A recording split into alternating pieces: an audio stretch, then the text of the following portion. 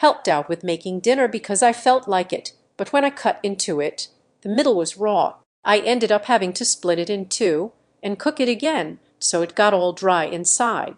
I didn't do anything fancy. It's large, but it's not that thick, see? Other than that, as long as you watch the temperature and try steaming it a bit, anyone can do it. This omelet is just as pristine. The sweetness is spot on. Really. I'm so glad. My dad likes omelets made with soup stock, but everyone else at home likes the sweet ones, so it's always such a pain to have to make two different kinds. You make a different omelet just for your dad. You're so considerate, Nanami-san. Oh, stop it, I'd only given her my honest opinion, but Nanami-san pouted and looked the other way. Seriously, she was such a kind girl, charmed by her reaction. I couldn't help but smile. I'm sorry to interrupt, but Miss Yumai-kun, was it? May I ask you something? Yes, senpai. Shibutsu-senpai, who had abruptly cut in on the conversation, was staring down at my bento. There wasn't much left, just the omelet and a small slice of hamburger steak, but maybe he hadn't eaten lunch yet. Did Nanami-kun make that for you by any chance? Oh, yes, that's right. At my response, Shibutsu-senpai's eyes widened as far as they would go. He looked back and forth between my bento and Nanami-san, who seemed annoyed by the abrupt interruption. I had a bad feeling about this, so I shoved the remaining morsels into my mouth, paying absolutely no mind to Shibutsu-senpai. Or, damn it, I wanted some just as I thought. I was correct to have eaten them before he could say anything, not that I would have given him anything even if he had asked. This was my bento. I wouldn't part with a single piece. Thanks for the meal. It was delicious today as well. You're very welcome. After finishing our meal, with the same exchange as yesterday, I handed my bento box to Nanami-san and turned toward Shibutsu-senpai. I'd turned in such a way as to position myself in front of Nanami-san, as if trying to shield her from his imposing figure. So, senpai, what did you want to talk to us about? Actually, the one I wanted to speak with was Nanami-kun. But well, I suppose it concerns you as well. Me too. Shibutsu-senpai stood up from the bench and moved back in front of us, his eyes flickering between Nanami-san and me. Then, crossing his arms with a grumpy expression, he began to address Nanami-san, all the while stealing glances at me. Nanami-kun, are you saying that you prefer this guy over me? She glared at him. Yes, she said matter-of-factly. And senpai, please call me by my last name. The only person allowed to call me Nanami is my boyfriend, Yashin. Shibutsu-senpai, trembling and turning red in the face, pointed at me in anger. I challenge you to a match, Miss Yumai-kun. He roared from the pit of his stomach. His voice was so booming as befitting of an athlete that everyone turned to look. If I lose, I'll acknowledge your relationship. But if I win, Nanami-kun is mine. No thank you. I had refused so quickly that Shibutsu-senpai froze in place with his finger still pointed at me. Why in the world did he think I'd accept such a pointless challenge? Oh, Yashin, there's some rice on your cheek. With that, Nanami-san picked off the rice grain and proceeded to put it in her mouth as if to show off the gesture to Shibutsu-senpai. The unexpected act froze me in place with Shibutsu-senpai. Seeing me so stiff, Nanami-san laughed, a little embarrassed. Shibutsu-senpai was the first one to release himself from his frozen state. How shameful that you would refuse a challenge. As I thought, you're a coward unworthy of Nanami-kun. If you wish to prove otherwise, accept the challenge. Floored by Shibutsu-senpai's screaming, I, too, was able to move again. My concern wasn't directed toward my upperclassmen, though, but toward Nanami-san. What are you doing all of a sudden, Nanami-san? If you're gonna turn all red and look the other way, you shouldn't have even done it. But you're still so cute. Okay, Nanami-san's refusing to look this way, so I should probably attend to senpai to calm myself. Senpai, this isn't some kind of manga or old-fashioned TV drama where you can wager your girlfriend in a battle. Besides, we need to consider Nanami-san's feelings. Given that she's already rejected you once, ignoring her and choosing to fight me is totally meaningless. Don't you dare use those sound arguments on me, Shibutsu-senpai screamed, covering his ears dramatically. Logic can hurt people more than insults can. I know that better than anyone. So he knew I was right, huh? Why, a selfish guy. I was pretty sure this was Shoichi Shiatsu-senpai. Even I knew him, given that Mr. Oh so handsome, captain of the basketball team, had been introduced at a previous school assembly. Apparently, he was nationally famous as a high school basketball player, though he was also one of the handsome guys Nanami-san had rejected. He had probably heard that I'd started going out with her, and, acting like the jock that he was, he had come to challenge me to a fight. Though I appreciated his effort, there was nothing in it for me. Whether this guy acknowledged it or not, I was the one going out with Nanami-san. What's more, I had zero intention of handing her over to someone who treated her like a prize. Even if we would only be dating for a limited time, at this moment Nanami-san was still my girlfriend. Besides, I had to get Nanami-san to like me, so I had no time to waste on superfluous matters. Just to reiterate, there was absolutely no reason for me to accept this challenge. I mean, I had more to lose, so any normal person would have refused too. Why on earth did he think I'd say yes? This guy Yashin, let's go already. Sounds good. When Nanami-san, whose previously flushed face had finally returned to normal, and I started making our way back to our classroom, Shiatsu-senpai yelled after us indignantly. Hey, wait a minute. Nanami-kun, just what do you see in such a plain and scrawny guy? At the very least, I'm better looking than he is. I had nothing to say to that. It was true. This guy was very good looking. He was also tall and could pass for a model. To say that I was plain and scrawny wasn't an insult, but rather a straightforward expression of fact. If the two of us stood side by side, 10 out of 10 people would choose him over me. That's just how hopelessly stark the difference between us was. That considered, I couldn't even be angry at what he was saying, but Nanami-san was absolutely furious. If you insult Yashin one more time, I'm going to sever all ties with you even as a friend. I'll ignore you even if you talk to me at school. Yashin is way more attractive than you. I hate people who say things like that. I had never seen her expression so full of anger. It was such a sudden change from her smile just a moment ago. Actually, had anyone seen her get angry before now? And it was all for my sake. Was it shallow of me to feel happy about her getting angry on my behalf? But whoa,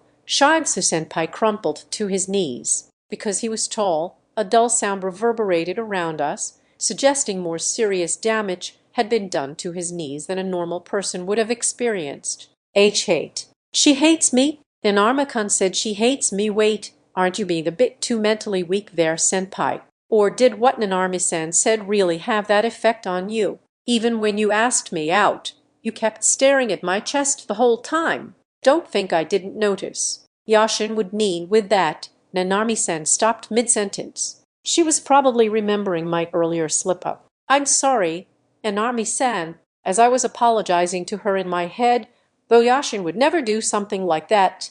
Did she just totally lie?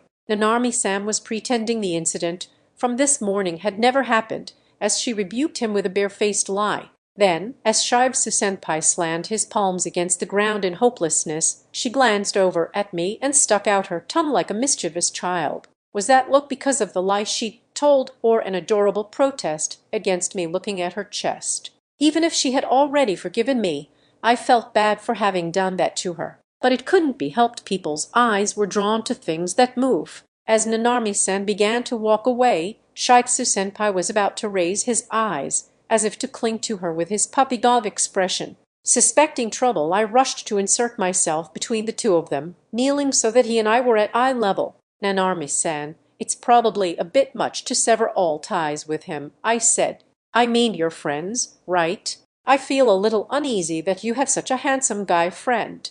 And, to be honest, I'm a little jealous. He's not someone I'm comfortable with you getting involved with. But it should be a little harsh on Shiatsu-senpai to sever all ties with him. The Sumaikan Shiatsu-senpai shifted his gaze to me, tears streaming down his face. Okay, good. Senpai is looking at me. Had the dude raised his head before my intervention, he would have been looking right up Nanami-san's skirt. Even I hadn't seen up there, Biff. No, wait. At the very least, I was relieved that Nanami-san didn't have to experience the embarrassment of having someone look up her skirt. If you say so. I guess I won't sever all ties with him then. Oh, but I haven't given him my number or anything, so don't worry too much, okay? Nanami-san pouted, as if she was sulking a bit. Had she not liked that I'd stuck up for him? In times like these, what was the best thing to say? I didn't exactly have a way with words. For now, I decided to pay her genuine praise. Right. Thanks, Nanami-san. You really are too kind. I'm relieved to hear about the number thing, too. Did you fall for me all over again? Switching her sulk to a radiant smile, she tilted her head and flashed her perfect teeth, making me feel like I'd been hit with a counterpunch. That it didn't hurt was a mystery to me, but how was I supposed to respond this time? I figured I should just speak honestly. Yes, I've fallen hard. Just as I had made up my mind, Shigetsu-senpai stood up. HMPH, it seems you're not so bad, he grumbled, having recovered enough to speak. I suppose I can acknowledge that at least, but I still don't recognize this relationship. Take on my challenge and prove to me that you're a worthy man. I raised my gaze and heaved a heavy sigh. It seemed that Nanami-san felt exactly the same way, since our sighs were in perfect harmony. Dang, there goes my chance to say something smooth to Nanami-san. And when you say challenge, just what do you have in mind? A 3-point contest. I'm the captain of the basketball team.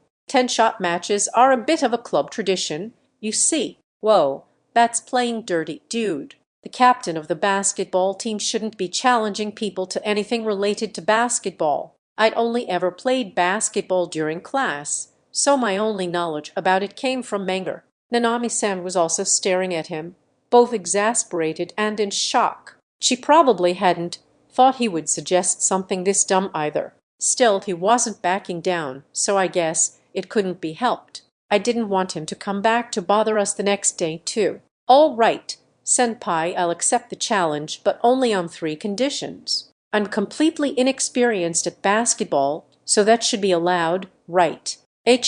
Well, okay then. You mean it. I'll give you as many handicaps as you'd like. In that case, I'd like you not to challenge people in your area of expertise. Saying that aloud, though, would be wasted on this person. In all likelihood, this guy was stupid, very stupid. He was an upperclassman, so I didn't really want to say it, but he was dumb as rocks. That was why he'd accepted my conditions before he'd even heard what they were. That said, he was probably confident he wouldn't lose, given that he was on the basketball team. At any rate, I had his word. First, please show me 20 of your shots as examples. And please let me go first for the actual contest. All right, that should be fine. Second, if I score even once, please consider it my victory. After all, I've never made a 3-pointer before. And for you, how about if you make 8? We call it your victory. Deal. That's a pretty fair handicap. Third and lastly, regardless of the results of our contest, Nanami-san must choose the winner herself. But of course, now, let's have me make all 10 splendid shots and have her choose me. Shigetsu-senpai, now completely recovered, smiled brightly and left the premises with steps too light for his huge physique. He was probably heading to the gymnasium. There was still time left before the end of lunch, so it was probably best to settle this now. My time with Nanami-san would be cut short for today, but that couldn't be helped. Yashin, are you sure? This is Shigetsu-senpai you're facing. Oh, yeah, it'll be fine. How do I say this? I'm also kinda angry at him for treating you like a prize. Take this as an opportunity to kick back while watching my sorry excuse for a 3-pointer. If Shigetsu-senpai's 3-pointers were going to be splendid, mine were going to be hapless, to say the least, but I had no intention of losing. Well, given those conditions, I didn't think I was going to. But if you lose, she trailed off, anxiously looking down at her feet, so I put my hand on her shoulder to reassure her. She trembled at my touch, but then raised her face. Shoot, I touched her without thinking. Is she okay? Oh, but something about her expression makes her look more at ease. Wait, Nanami-san, why are you resting your cheek on my hand? Wow, her cheek's really soft. She's rubbing up against me. No, I have to continue speaking. I asked for that condition, right? That no matter what happens, we'll have you decide the end result. Well, I guess I have no chance if you're totally won over by Shigetsu-senpai's drop-dead gorgeous 3-pointers, but that wouldn't happen, right? That wouldn't happen, right? Nanami-san thought on my words for a moment, then clapped her hands together in realization. Whoa, that's what that last one meant. Yeah, though it seems Senpai only remembers the first thing he said, which was that he'd get to review if he won. I shouldn't say this, but he seems kinder dumb. Yeah, though when it comes to basketball, he's pretty impressive. I see. Well, shall we head over to the gym? I extended my hand toward her. Though she was surprised, she slowly took it, and we made our way to the gym. When we arrived, I couldn't help but bask in Shibsu-senpai's envious glare. I knew my enjoyment was bad of me, but it probably wasn't that bad to scar him psychologically before we began. Having dealt him a few wounds, I then took part in the three-point contest against my upperclassmen with the conditions I'd laid out, of course. He accepted my terms for the challenge without any tomfoolery, and as a result Shibsu-senpai crumpled to his knees and slammed his palms against the ground at my feet, just as he had done mere minutes before. This can't be. How could I lose? I win, senpai. Nanami-san is my girlfriend. You acknowledge that now, right? Although he seemed vexed, he wasn't the type to go back on his word. With a blank expression, he looked back and forth between Nanami-san and me, before smiling somewhat nihilistically. Yes, Mitsumai-kun and Barato-kun, you two make a fine couple. Damn it, I'm disappointed in myself. In the end, Shibsu-senpai flashed us a bright smile as befitting an athlete and spread his limbs out on the ground as congratulations. Seeing his smile, I felt slightly ashamed for having used some dirty tricks, but given that he was the one who'd slapped me in the face with the basketball challenge, I figured we could call it even. Shibsu-senpai and I firmly shook hands as our makeshift audience burst into cheers. Canon, so there you have it, Baron-san. The three-point contest had ended, as well as it could have, and I was now back, home reporting the day's happenings to Baron-san. Baron, well, Kenyon-kun, looks like someone had another event-filled day. Don't tell me you're actually quite the troublemaker. Well, that was uncalled for. You know I'm just your typical high schooler. But he was right about one thing ever since I'd started dating Nanami-san. Each day had been full of surprises. If someone were to tell me this a little while ago, I never would have believed them. I was going out with one of the prettiest Gyaru in school, all because of a dare. Maybe the fact that it was a dare was the only believable thing about all this. Still, the last few days had filled me with so much happiness I'd be right not to believe. Baron, I mean, the heat of the moment may have had something to do with it, but you still managed to outdo yourself. Even if he did miss a few shots, you basically won against a guy up 30-1. Or I guess, since they were three-pointers, I should say 90-3. Talk about a blowout. Canyon. Well, I guess we were kind of swept away by the moment, plus he was willing to recognize that he'd lost. Right, I'd technically won the contest against Shibsu-senpai. But if the match had been judged on points alone, it would have been my complete and utter defeat. After all, I literally only made one shot.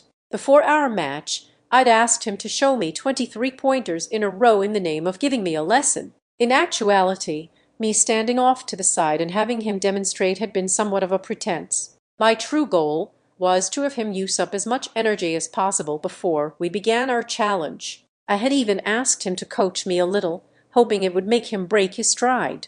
As expected from the team captain, he'd been pretty decent at showing me the ropes. That had made me feel kind of bad, but at least I'd learned how to shoot the ball. After that, I'd put all my energy into aiming my very first shot. I had concentrated harder than ever before, and somehow I'd succeeded. It had been a total fluke of a shot, but I could see the agitation in Shibsu-senpai's eyes. To add insult to injury, Nanami-san had cheered zealously, which must have only rubbed salt into the wound. But it had made no difference to me. The shot had been nothing but that fluke, which meant I'd failed to make all 9 remaining shots. The last one hadn't even reached the rim. I mean, cut me some slack. I'd made just one shot, and Nanami-san had been screaming, "Oh my God, so cool. I'm in love. How could I possibly keep it together?" Wait, now that I think about it, had she really said she was in love? And I heard that right.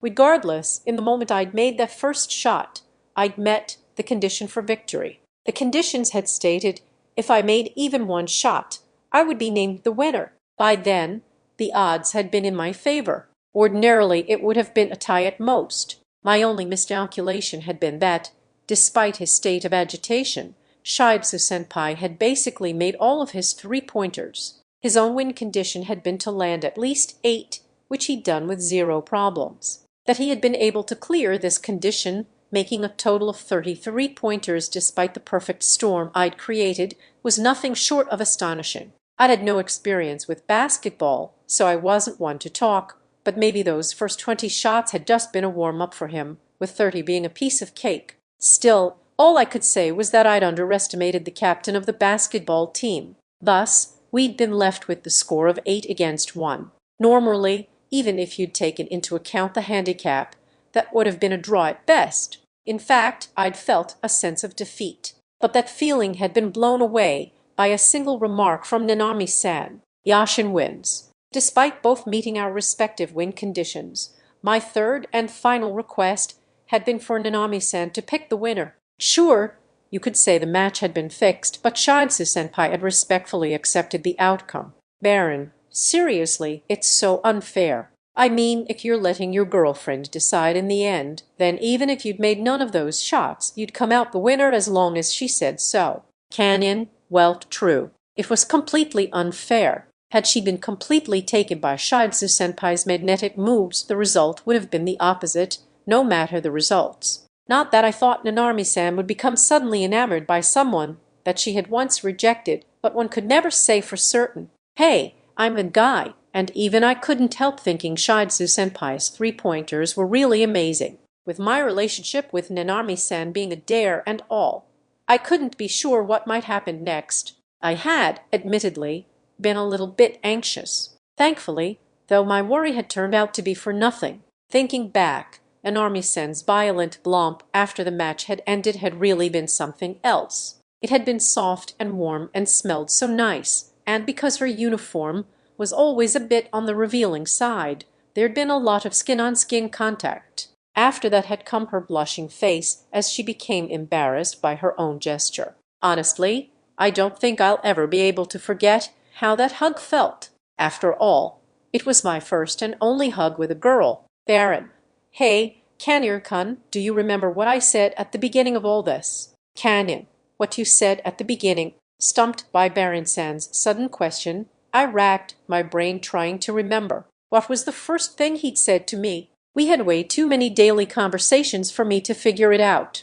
But since he was mentioning it at this particular moment, Canyon, the thing you said about me getting her to like me. Baron, precisely. Gosh, you really are good at picking up on these things. Canyon, it was one of the first things you said, so of course I'd remember. I decided to go out with Nanami-san after listening to Baron-san's advice, and in my own way I'd been making an effort to get her to like me, I think. But how should I put it, unlike before, I did think I was being more careful about what I said and did. Was there something about that concerned Baron-san? Baron, are you by any chance totally smitten with her yourself? Seeing the message displayed on screen, I felt my heart beat hammer momentarily. His words were dead on, as if he'd seen right through me. Baron, oh, don't get me wrong. I'm not saying that's a bad thing. If you're starting to like her, that's actually a great thing. Canyon, do you really think so? I thought for sure he'd reprimand me for falling for her at the tip of a hat. It wasn't that I'd expected him to scold me, but I had thought he might say something along those lines. On the contrary, what he said next came as a total shock. Baron, for sure. I mean, no matter how you look at it, your girlfriend is head over heels for you, so if you like her too, that means it's a two-way thing. Bye-bye obstacles, bye-bye problems. Canyon, do you really think so? Do you really think she likes me? Baron, yeah. In fact, if she doesn't actually like you, I don't think I'll ever be able to trust another woman ever again. We'd started dating on Tuesday, which meant we'd only been going out for 3 days at most. Was it even possible to achieve that kind of goal so quickly? But if that really were true, I'd be really stoked. Keech, I don't think that's the case at all. In fact, I'm absolutely certain she's toying with you. While I'd been continuing my chat with Baron-san, Peach-san had suddenly barged into the conversation. I mean, this was just a group chat, so barging in doesn't really make sense, but her opinion made my head regain some sobriety. Peach, Gyaru do nothing but toy with guys and laugh about it behind their backs. Come on, didn't you say her friends were grinning at you? They must have been laughing because they thought you didn't know anything. I couldn't tell what it was about her words, but just hearing them made my head feel cooler. Sure, I knew they were negative and overflowing with stereotypes, but Otterfuke-san and Kamome-san really had been grinning at me. That's a Canyon. Peach-san, I appreciate you looking out for me. I really do, but I don't think she's a bad person. I'd appreciate it if you didn't talk about her that way. I hadn't really sensed any malice from those smiles. Besides, they'd already promised Nanarmi-san that they'd never reveal to me this was all a dare, so those grins must have been about something else. Peach, I'm sorry. I'm just worried about you, so I canyon. No, thank you. Really. Thanks to you, I was able to get a grip on myself. I'll work even harder from now on so that she'll like me. She was right, really. It was only our third day of going out, so it was far too early for me to get so full of myself. Unless Nanarmi-san was super easy, so easy as to be considered the easy heroine, it probably made more sense to interpret her behavior as her performance of an ideal girlfriend. Peach, I'm sorry. I'm logging out for today. With that, Peach-san left the chat. Her words had been a little harsh, but she was probably just worried about me. Maybe she'd had some kind of bad experience in the past with Gyaru. Baron, I was worried for a moment that you might be disheartened, but I'm glad you took that in a positive way. I'm sorry, man. I don't think she means any harm by it. With Peach-san gone, Baron-san had taken it upon himself to check that everything was all right. Truth be told, he was probably just as worried for me as she was, which was mostly likely why he hadn't reproached her. No doubt, he would also follow up with her later. He really was a big help. Canon, I know. I'm not really that bothered by it. Besides, thanks to her, I'm thinking a little more clearly. I have to make even more of an effort to get Nanami-san to like me. Baron, I really don't think you have to worry about that anymore, but it's not a bad thing to be proactive about stuff like this. An honest effort is never a bad thing. Canyon, speaking of which, what should I do exactly? Baron, geez, you'd be way cooler if you didn't rely on me for every little thing. I mean, everything I say is from the internet anyway, so shouldn't you just look this up yourself? Baron-san always said his advice to me had been taken from the internet, but I couldn't help but wonder if that was true. Truth be told, I'd actually looked up a lot of things myself, but nothing had really spoken to me the way his words did. Everything Baron-san said made perfect sense, like. Everything was super convincing, which was why I always ended up relying on him for everything. Baron, well, who cares? Tomorrow, why don't you make sure she's okay after everything that happened today? She could be feeling uneasy about things, so you should make sure to comfort her. Canyon, uneasy? That I ended up winning, so I thought everything was fine. Baron, if anything, she's probably worried that there may be even more guys in the future who'll want to challenge you in similar ways. I guess that was a possibility. That considered, had I been careless to accept Shibsu-senpai's challenge in the first place? Baron, this is only my guess based on what you shared with me, but she might be worried that you're going to encounter more dangerous situations because of her. So, whether you lie or just put on a brave face, you'll have to reassure her that you're going to be fine. Canon, AC. You're absolutely right. Thank you. After the basketball challenge, Nanarmi-san and I had held hands on our way home from school.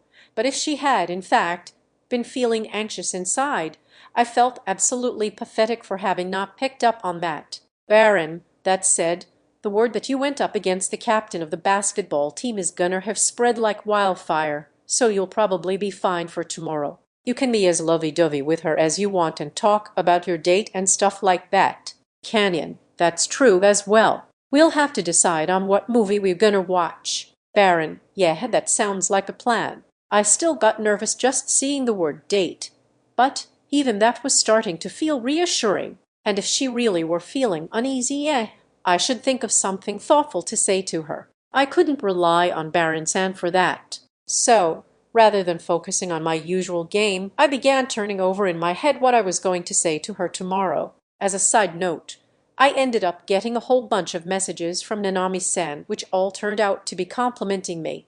I was still feeling somewhat guilty for receiving compliments, knowing I'd won using such underhanded tactics, and all that went out the window when I saw her next message. An army, say, do you think that when I hugged you today, I should have kissed you on the cheek as a reward?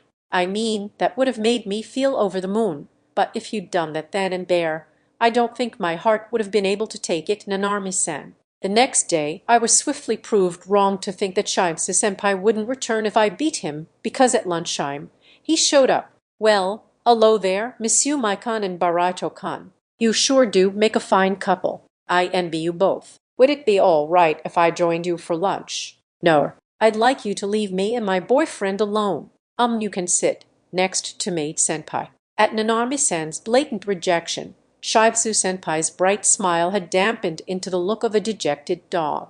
I'd felt so bad seeing him like that I'd caved in and offered him a seat. Switching back to his untroubled grin, he parked his ass beside me. Yashin Nanami-san said to me, well, you know, if you want, we can pretend like it's just the two of us here. Talk about a burn, Monsieur Maikon, especially given how touched I was by your kindness, Shiatsu-senpai said. Despite his supposed shock, he proceeded to open his bento box, which looked large enough to fit twice as much food as my own. When I peeked inside, I saw fried chicken, hamburger steak, grilled meat, fried pork cutlets. It was basically a smorgasbord of meats accompanied by thinly sliced cabbage. Even the amount of rice was no joke. For the record, the main dish from my bento today was deep-fried shrimp.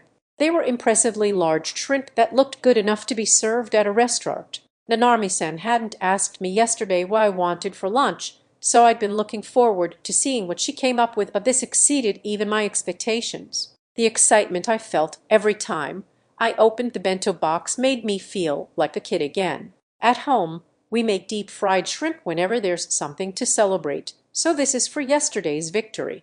So that was why she hadn't asked me what I wanted. The guide who'd lost was sitting right next to me, but never mind that for now. Actually, Monsieur Maikon, I wanted to speak with you today, he said. Then is it okay if we talk after I finish eating? That's no problem. But I was also wondering if you would be willing to swap one of your omelets with a slice of my pork cutlet. I'm sorry, but I'm afraid I have to refuse. That had been an immediate answer on my part. Like as if I'd do something like that. I couldn't even conceive of trading the lunch Nanami-san had made for me with anyone else's. Perhaps Shiatsu-senpai had an inkling before he'd even asked, but that didn't stop him looking kind of down. What exactly did you come here to do, senpai? Nanami-san asked, frustrated at his intrusion, but slightly heartened by my rejection of his trade. He looked up and smiled at her wryly. Barato-kun, I'm sorry to bother the two of you. As I said earlier, there's something I want to speak with Monsieur Maikon about. Since our match yesterday, Shiatsu-senpai had transitioned from calling Nanami-san Nanami-kun to Barato-kun instead. I supposed it was his way of closing the book on our challenge, as well as demonstrating that he'd given up on her. I only wished he'd shown that willingness sooner. What is it you wanted to talk to me about? Yesterday's match is over, so we can't possibly have anything more to discuss. Come now, don't be such a stranger. To be frank, I was wondering if you'd like to be friends with me. I came here to ask about exchanging contact information. What? How in the world did we get here? I have nothing but respect for you for beating me, the captain of the basketball team, all handicaps aside. You are, in fact, a man worthy of Nanami-kun, so I want to be friends with you. I'd just pulled the world's most shady tricks, yet Shiatsu-senpai seemed to have taken it all as the legitimate outcome to our match. For better or for worse, this guy sure was pure at heart. My conscience stung just a little, and besides, he said, if I become friends with you, I may one day be able to make friends with Barato-kun as well. I take back what I said about my conscience stinging.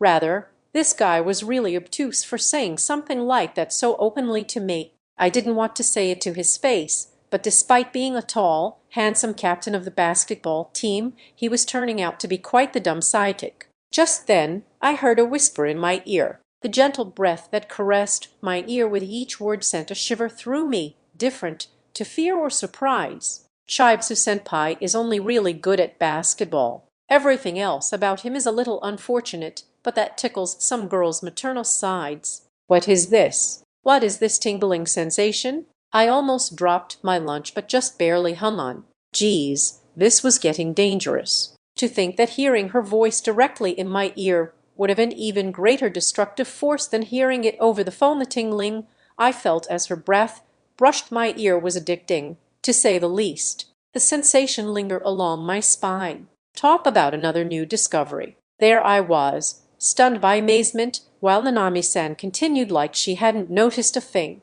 Not having the guts to bring my lips closer to her ear, I responded to her in a whisper. "Speaking of which, didn't your maternal instincts kick in at all?" I asked. But Nanami-san was much braver than I was. "Not at all," she said quietly, her lips millimeters from my ear. "He just kept looking at my chest the whole time he was confessing, and it was in this sleazy way too. There was no way I'd feel anything maternal after that." Those were some harsh words. She'd laughed and forgiven me that time she'd caught me looking, so why was she so strict now? That aside, Shiatsu-senpai's stupidity was part of what allowed me to go out with Nanami-san now, so I did owe him somewhat. I looked back at Nanami-san once more and felt my sense of gratitude deepening toward Shiatsu-senpai. "So, Monsieur Maikon, what do you say? Will you be friends with me?" "I'm sure I'd be happy to. But I'm not giving you Nanami-san. That I already know. I know my challenge yesterday was really ungentlemanly, but I'll move on to finding my next love." Find his next love?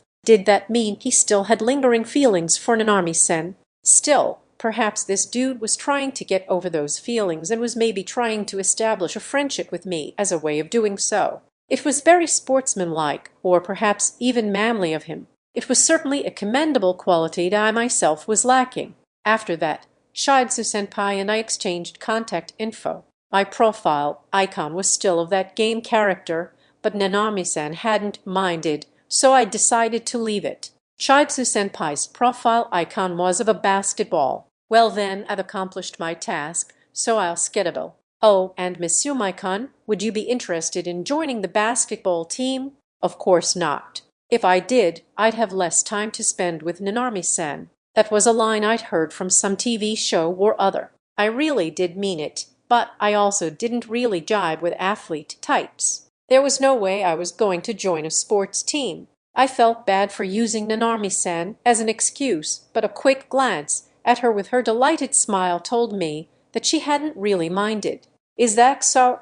Well, I envy you. If anything comes up, feel free to hit me up. I'm always around if you need me. I can't pick up all the time cause of basketball, but that doesn't mean we can't hang out." "Thanks. I'll let you know." With that, Shiatsu-senpai sauntered away. A carefree smile slapped on his face. How should I put it? My first impression of him hadn't been the best, but maybe he wasn't such a bad guy after all. Or was I too easily fooled? A few female students left the rooftop as if to follow Shiatsu-senpai. It could be that his search for love wouldn't be a terribly long one. After seeing him off, Nanami-san and I returned to our lunch. "Good. We can finally be alone, though maybe you should start eating lunch with Shiatsu-senpai instead." "Huh, alone I guess we were, though there were still people around us on the rooftop." Still, Nanami-san seemed slightly upset. "It probably didn't feel so good to have your boyfriend become friendly with a guy you'd rejected. In that sense, my actions had been wholly inconsiderate." At the same time, though, it was somehow difficult to dislike Shiatsu-senpai. Perhaps he played his upperclassman role well, or perhaps the shonen manga-like competition had nurtured a kind of camaraderie within me. "I'm sorry, Nanami-san. Did I make you anxious?" "It's not like I'm insecure or anything, but I guess it's not that fun when you're only noticing Shiatsu-senpai." She pouted and looked the other way. How could she say such a cute thing? But somehow I saw a tinge of worry in her eyes as she looked at me. Maybe it was just my imagination, but perhaps this was the perfect time to say the line I'd come up with yesterday. Wait, was I actually going to say it? Even though I had come up with it myself, honestly, it was a little no.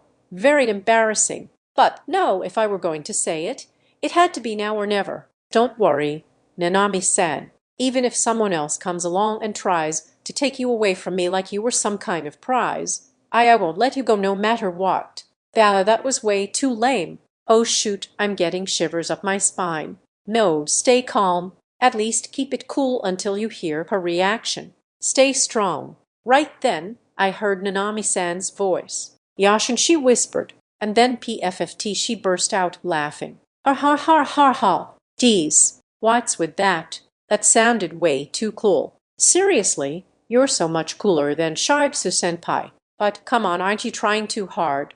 Look at your face. It's all red. I raised my hand to my cheek, and sure enough, my face was hot to the touch. Having it pointed out only made me turn even redder. When I finally glanced at her, I realized that her ears had turned red too. I'm not the only one, Nanami-san. Were you that happy about what I said? Of course. Is there any girl out there who wouldn't be happy hearing such a cool thing from her boyfriend?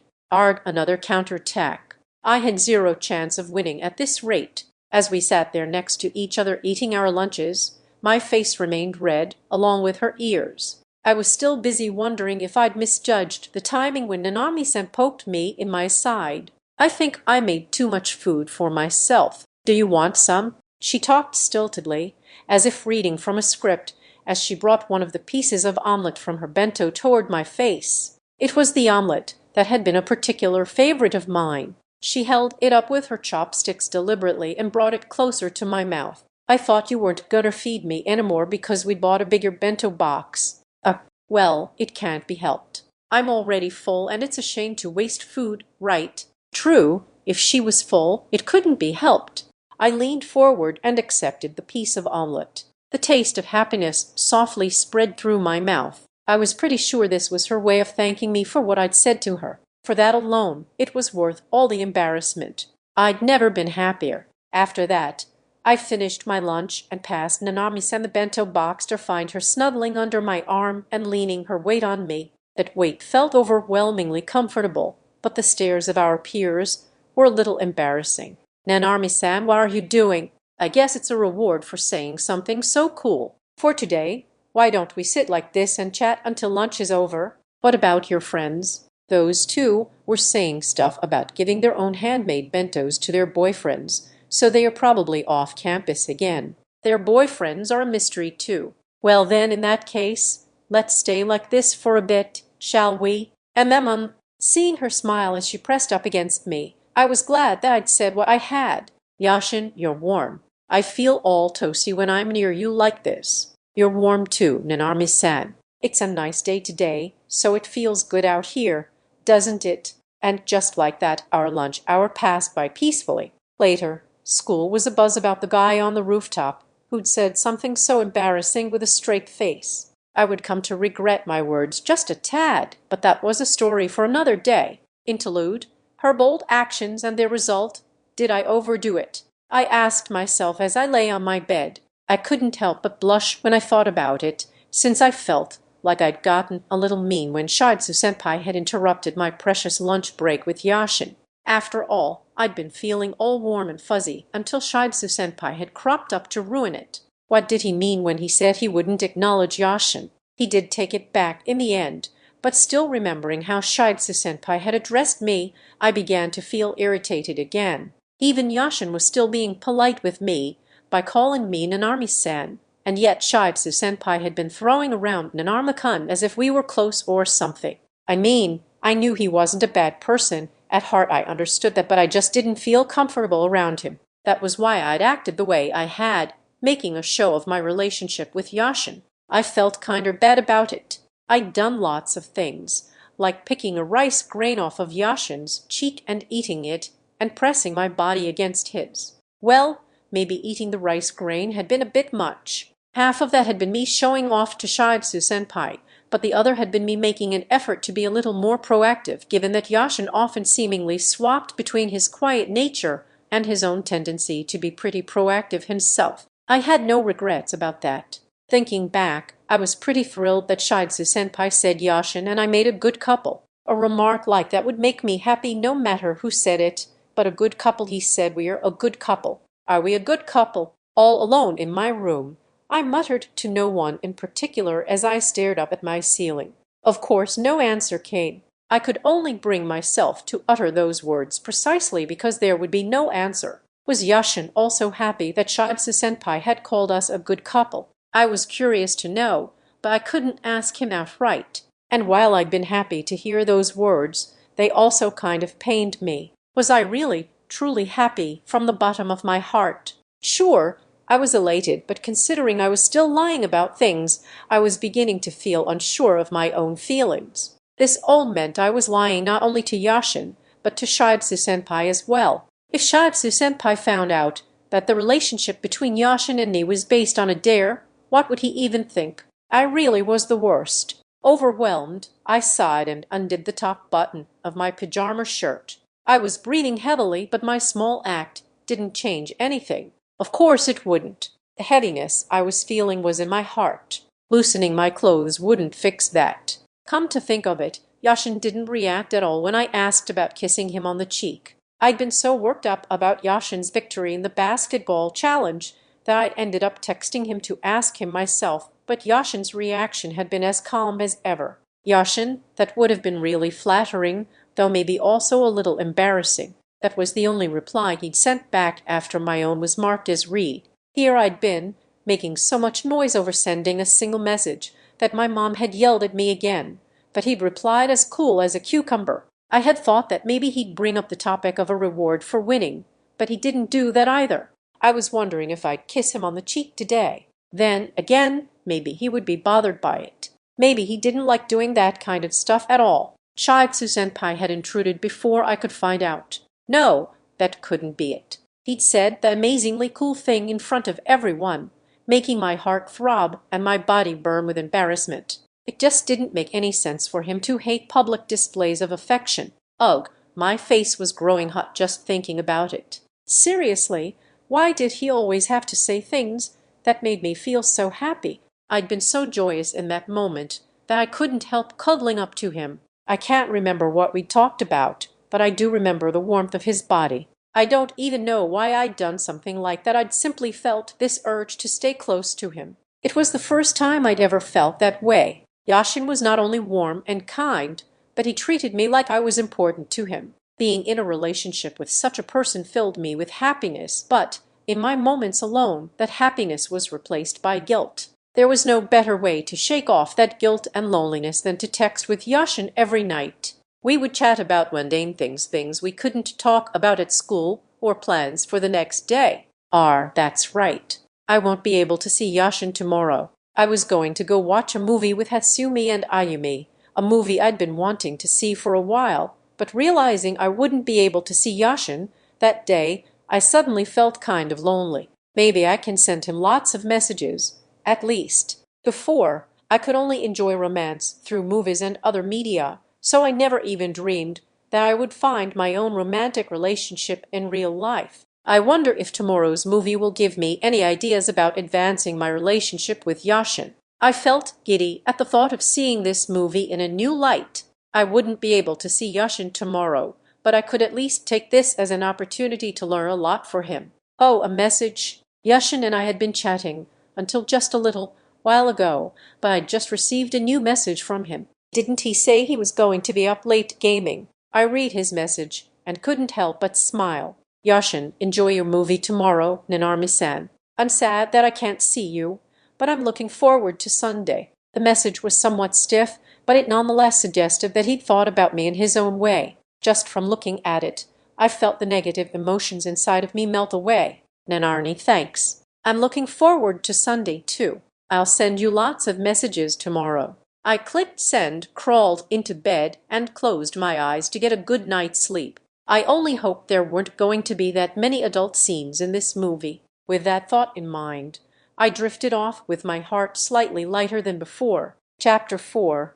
Our first date. It was Saturday. A day with no school and no plans, just like every other Saturday. A day when I can focus fully on my game from morning to night. Usually, Saturday vied with Sunday for the spot of my most awaited day of the week. Usually being the key word here. On a normal Saturday, I'd jump on my game the moment I woke up, but today I just couldn't get into it. I was feeling off. I couldn't concentrate and kept wanting to do something else. My date with Nanami-san is tomorrow. She should be going to the movies with her two friends today. Maybe making her go to the movies 2 days in a row was a bad move. As I continued playing completely distracted, my party was completely annihilated. I'd screwed up and gotten us all killed. Baron, whoa, it's rare to see you so utterly destroyed, Canyon Kun. Is your mind somewhere else, perhaps? Peach, is something wrong? To Peach-san and Baron-san, my distraction was cause for concern. I'd been playing this game far too long to make such a silly mistake. I was so far gone, I couldn't even play right. I knew the reason, of course. Canyon, I'm going on that date with Nanami-san tomorrow. It's our first date, so I can't seem to stop thinking about it. In terms of preparations for tomorrow, I was all set, I supposed. I already bought tickets online and chosen the seats, but although at first we'd considered meeting up at the movie theater, I'd suggested that we not do that. After what had happened with Shibuya-senpai, I couldn't help but worry that she'd be hit on by some weirdo. If someone as cute as her was standing around by herself, it was probably more rare to have a guy not hit on her. Well, not that I would do something like that, but there were certainly guys out there who would. As I sat there worrying, she made an alternate suggestion. In that case, why don't I pick you up? It was simple if you thought about it. If I went to meet her at her house, there would be no worry about someone trying to hit on her. She'd initially offered to come pick me up at my own, but I'd graciously declined the invitation. Accepting would have crushed the little pride I had as a guy. So, instead of meeting up somewhere this time, I agreed in part, and we decided I'd stop by her house. I'd also decided to accompany her back to her house, marking yesterday as the day I'd spent the most time with Nanami-san thus far. Boy, had that been a good day. Just to be absolutely clear, I hadn't taken her home just to creep on where she lived, okay? Come to think of it, I guess this is how people who live together go home with each other, right? Doesn't that sound nice? She'd asked on our way there. Of course, I'd become immediately flustered, but I hadn't been the only one. Sorry, forget what I said, she'd murmured, having stepped on a landmine for herself as well. Her ears were completely red. Just thinking about walking back home to the same house with her made me want to squirm with joy. And with that on the mind alongside our prospective record of time spent together, I couldn't get myself to calm down. I was feeling beyond restless. That morning, I'd thought about contacting her myself, but had decided to be patient and wait. After all, I'd feel kinder bad about potentially interrupting her fun with her friends. To my surprise, though, I'd actually ended up getting constant updates from Nanami-san. This had only served to fuel my restlessness. Nanami, the movie was tons of fun. The love scenes were a little embarrassing, but I think I learned a lot from them. Look forward to it, okay? Nanami-san, what in the world did you learn? And what exactly am I supposed to look forward to? There I'd been in a mix of panic and excitement. Nanami, we are having hamburgers for lunch. What did you have? Yashin, I wish I could make you a bento on our days off too.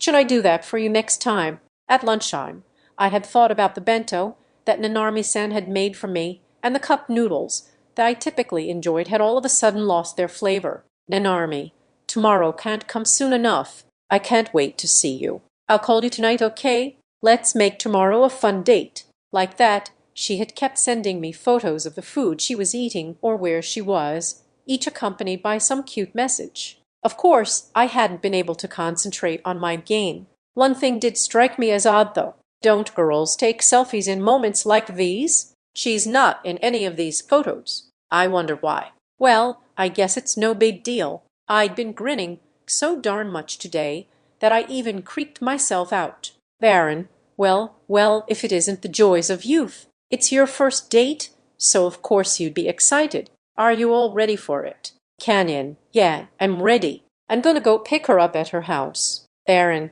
I see. Right. Well, don't worry about the game tomorrow, and just go have a good time. Peach, please be careful. Well, Peach-san actually sent something to encourage me. I moved just as I was thinking that, she continued. Peach, try not to get all heartbroken when she says the movie is super boring. Same goes if she says the date was boring or that it was the worst date ever or the like. No, she was recognizing my relationship, but her encouragement was still somehow negative. This girl was slowly treading deeper into the darkness. Did she really dislike Jiaru that much? Baron, don't be like that, Peach-chan. You're right, though. Make sure you escort her properly, Canyon-san, so she doesn't say anything like that. If you do, I'm sure she'll like you even more, though I'm sure she couldn't possibly like you any more than she does now. Peach-san was right in one regard. Whether this date turned out to be a success or failure was entirely down to me. I was going to have fun just being able to spend more time with Nanami-san, but that didn't mean that she'd feel the same. This was important advice. I had to be careful. Baron saw. What are you planning on wearing? Canyon. Wearing? You mean on the date? Clothes for a date. Wait a minute. What kinds of clothes do you wear on a date? Can't you just wear regular clothes? Canyon. Most of the clothes I have at home are black. Come to think of it, my trousers are sort of loose-fitting, I guess. I have jeans. How's that? Baron San and company paused for a moment, and then Peach. It can't be you're not saying Baron.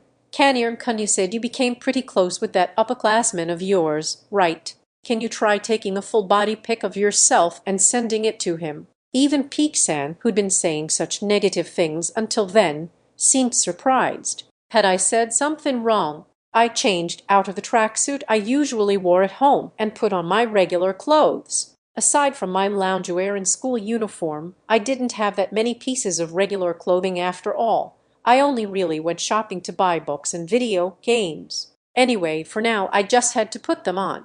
Now, how do I go about taking a full-body pic? Come to think of it, my dad has that full-length mirror. I'll go and use that.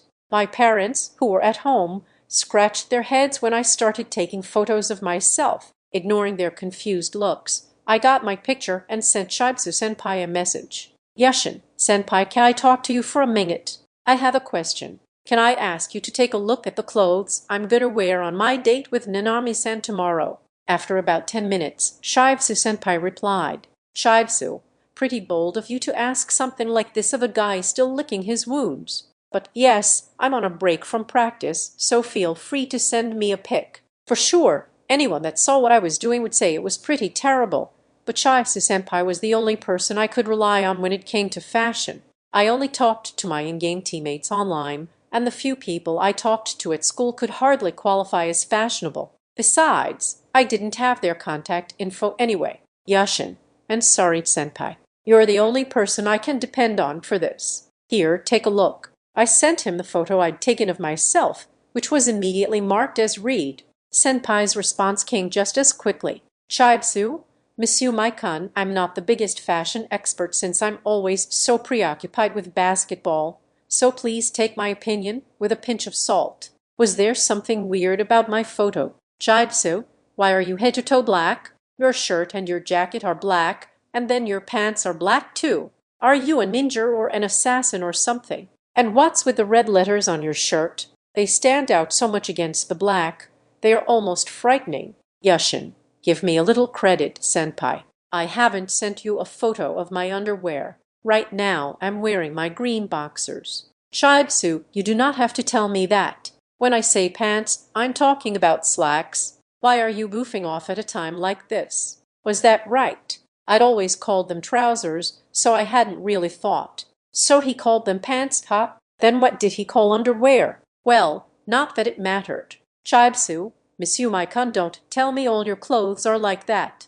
Yashin, I guess they are. Pretty much all my clothes are black. Shibutsu, go buy new clothes immediately. Any big clothing store will do the trick. And make sure you send me evidence of every outfit you try on. Well, looked like my outfit was a complete no-go. Not only that, Shibutsu-senpai was willing to check every single one of my potential outfits. I was very grateful. Geez, so it really was no good. I mean, I guess I had half expected criticism, but I hadn't expected it to be that bad.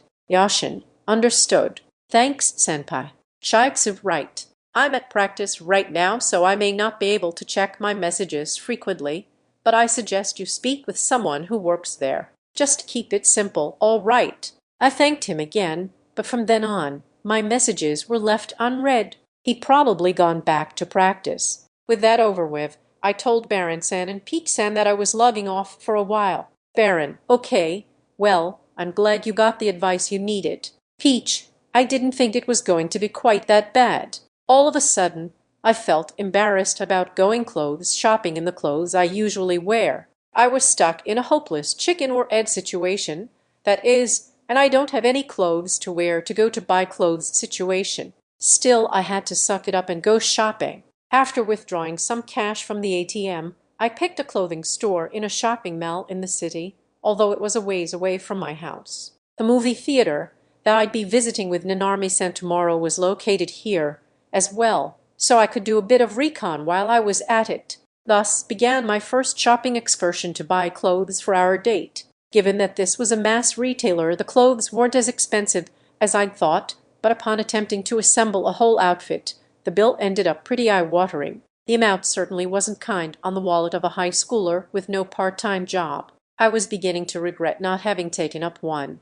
given how things were turning out. I wasn't particularly sure what kind of job I'd be good at, but at the end of the day, money was important. I wonder if Nanami-san works part-time. Maybe we could work together. No, that wouldn't do. I'd be so distracted being around her that I'd keep making mistakes. Picking out the clothes took quite some time because I had to try them on and send photos to Shibsu-senpai. Shibsu-senpai himself stuck around dutifully, making precise remarks about every photo. Shibsu, you get confused if you have too many options, so let's narrow it down to black skinny jeans for the bottoms. We can choose your top from there. It's your first date, so we should aim for something fresh. Following Shibsu-senpai's advice, I picked out a pair of black skinny jeans, a shirt with thick white and navy stripes, a white button-down shirt to throw over the top, and a simple belt. When I told him that my shoes were black as well, he told me to go buy shoes at a different store, where I ended up with a new pair of pale blue sneakers. With my outfit finally picked out, I sent him a full-length photo of myself, and given that he replied saying I looked good and safe, I was probably in the clear. I thanked him, to which he asked me again about the chances of receiving a bento from Nanami-san, so of course I politely refused. Instead, I told him that I'd ask Nanami-san if she wouldn't mind making Shibsu-senpai his own share of one dish.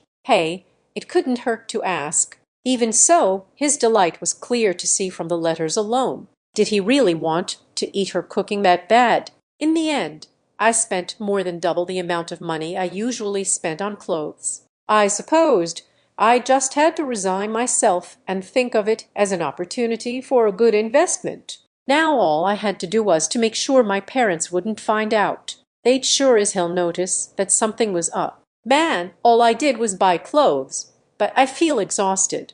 I should head home early so I can rest before tomorrow's date. Just then, I heard a familiar voice. "Eh, can you leave us alone?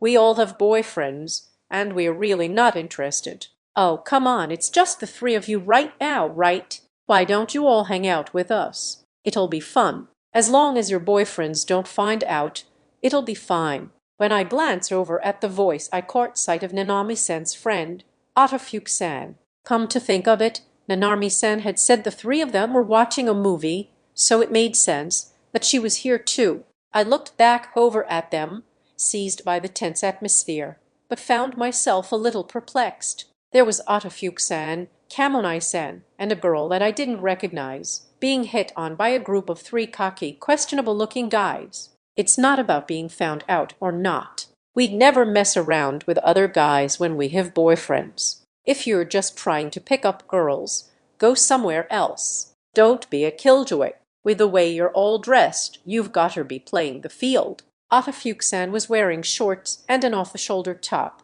while Kamonai-san was baring both her shoulders all the way down to her cleavage, wearing a delicate pendant around her neck. Both styles were what you'd expect a Gyaru to be wearing. At school, they usually wore their skirts rolled up, so seeing their legs wasn't anything new, but seeing their shoulders exposed like this made my heart beat a little faster. Though, admittedly, seeing their legs still kind of made my heart beat fast anyway. The other girl was wearing a more modest outfit that I can only describe as clean and ladylike. She was wearing a long, flowing skirt, minimizing the amount of skin exposed. In other words, her style was completely opposite from the other two girls. She was also wearing glasses, which gave her the impression of being as quiet as she was dressed. I hadn't seen this girl before. Had Otterfuke-san and Kamui-san already parted with Nanami-san for the day and met up with a different friend?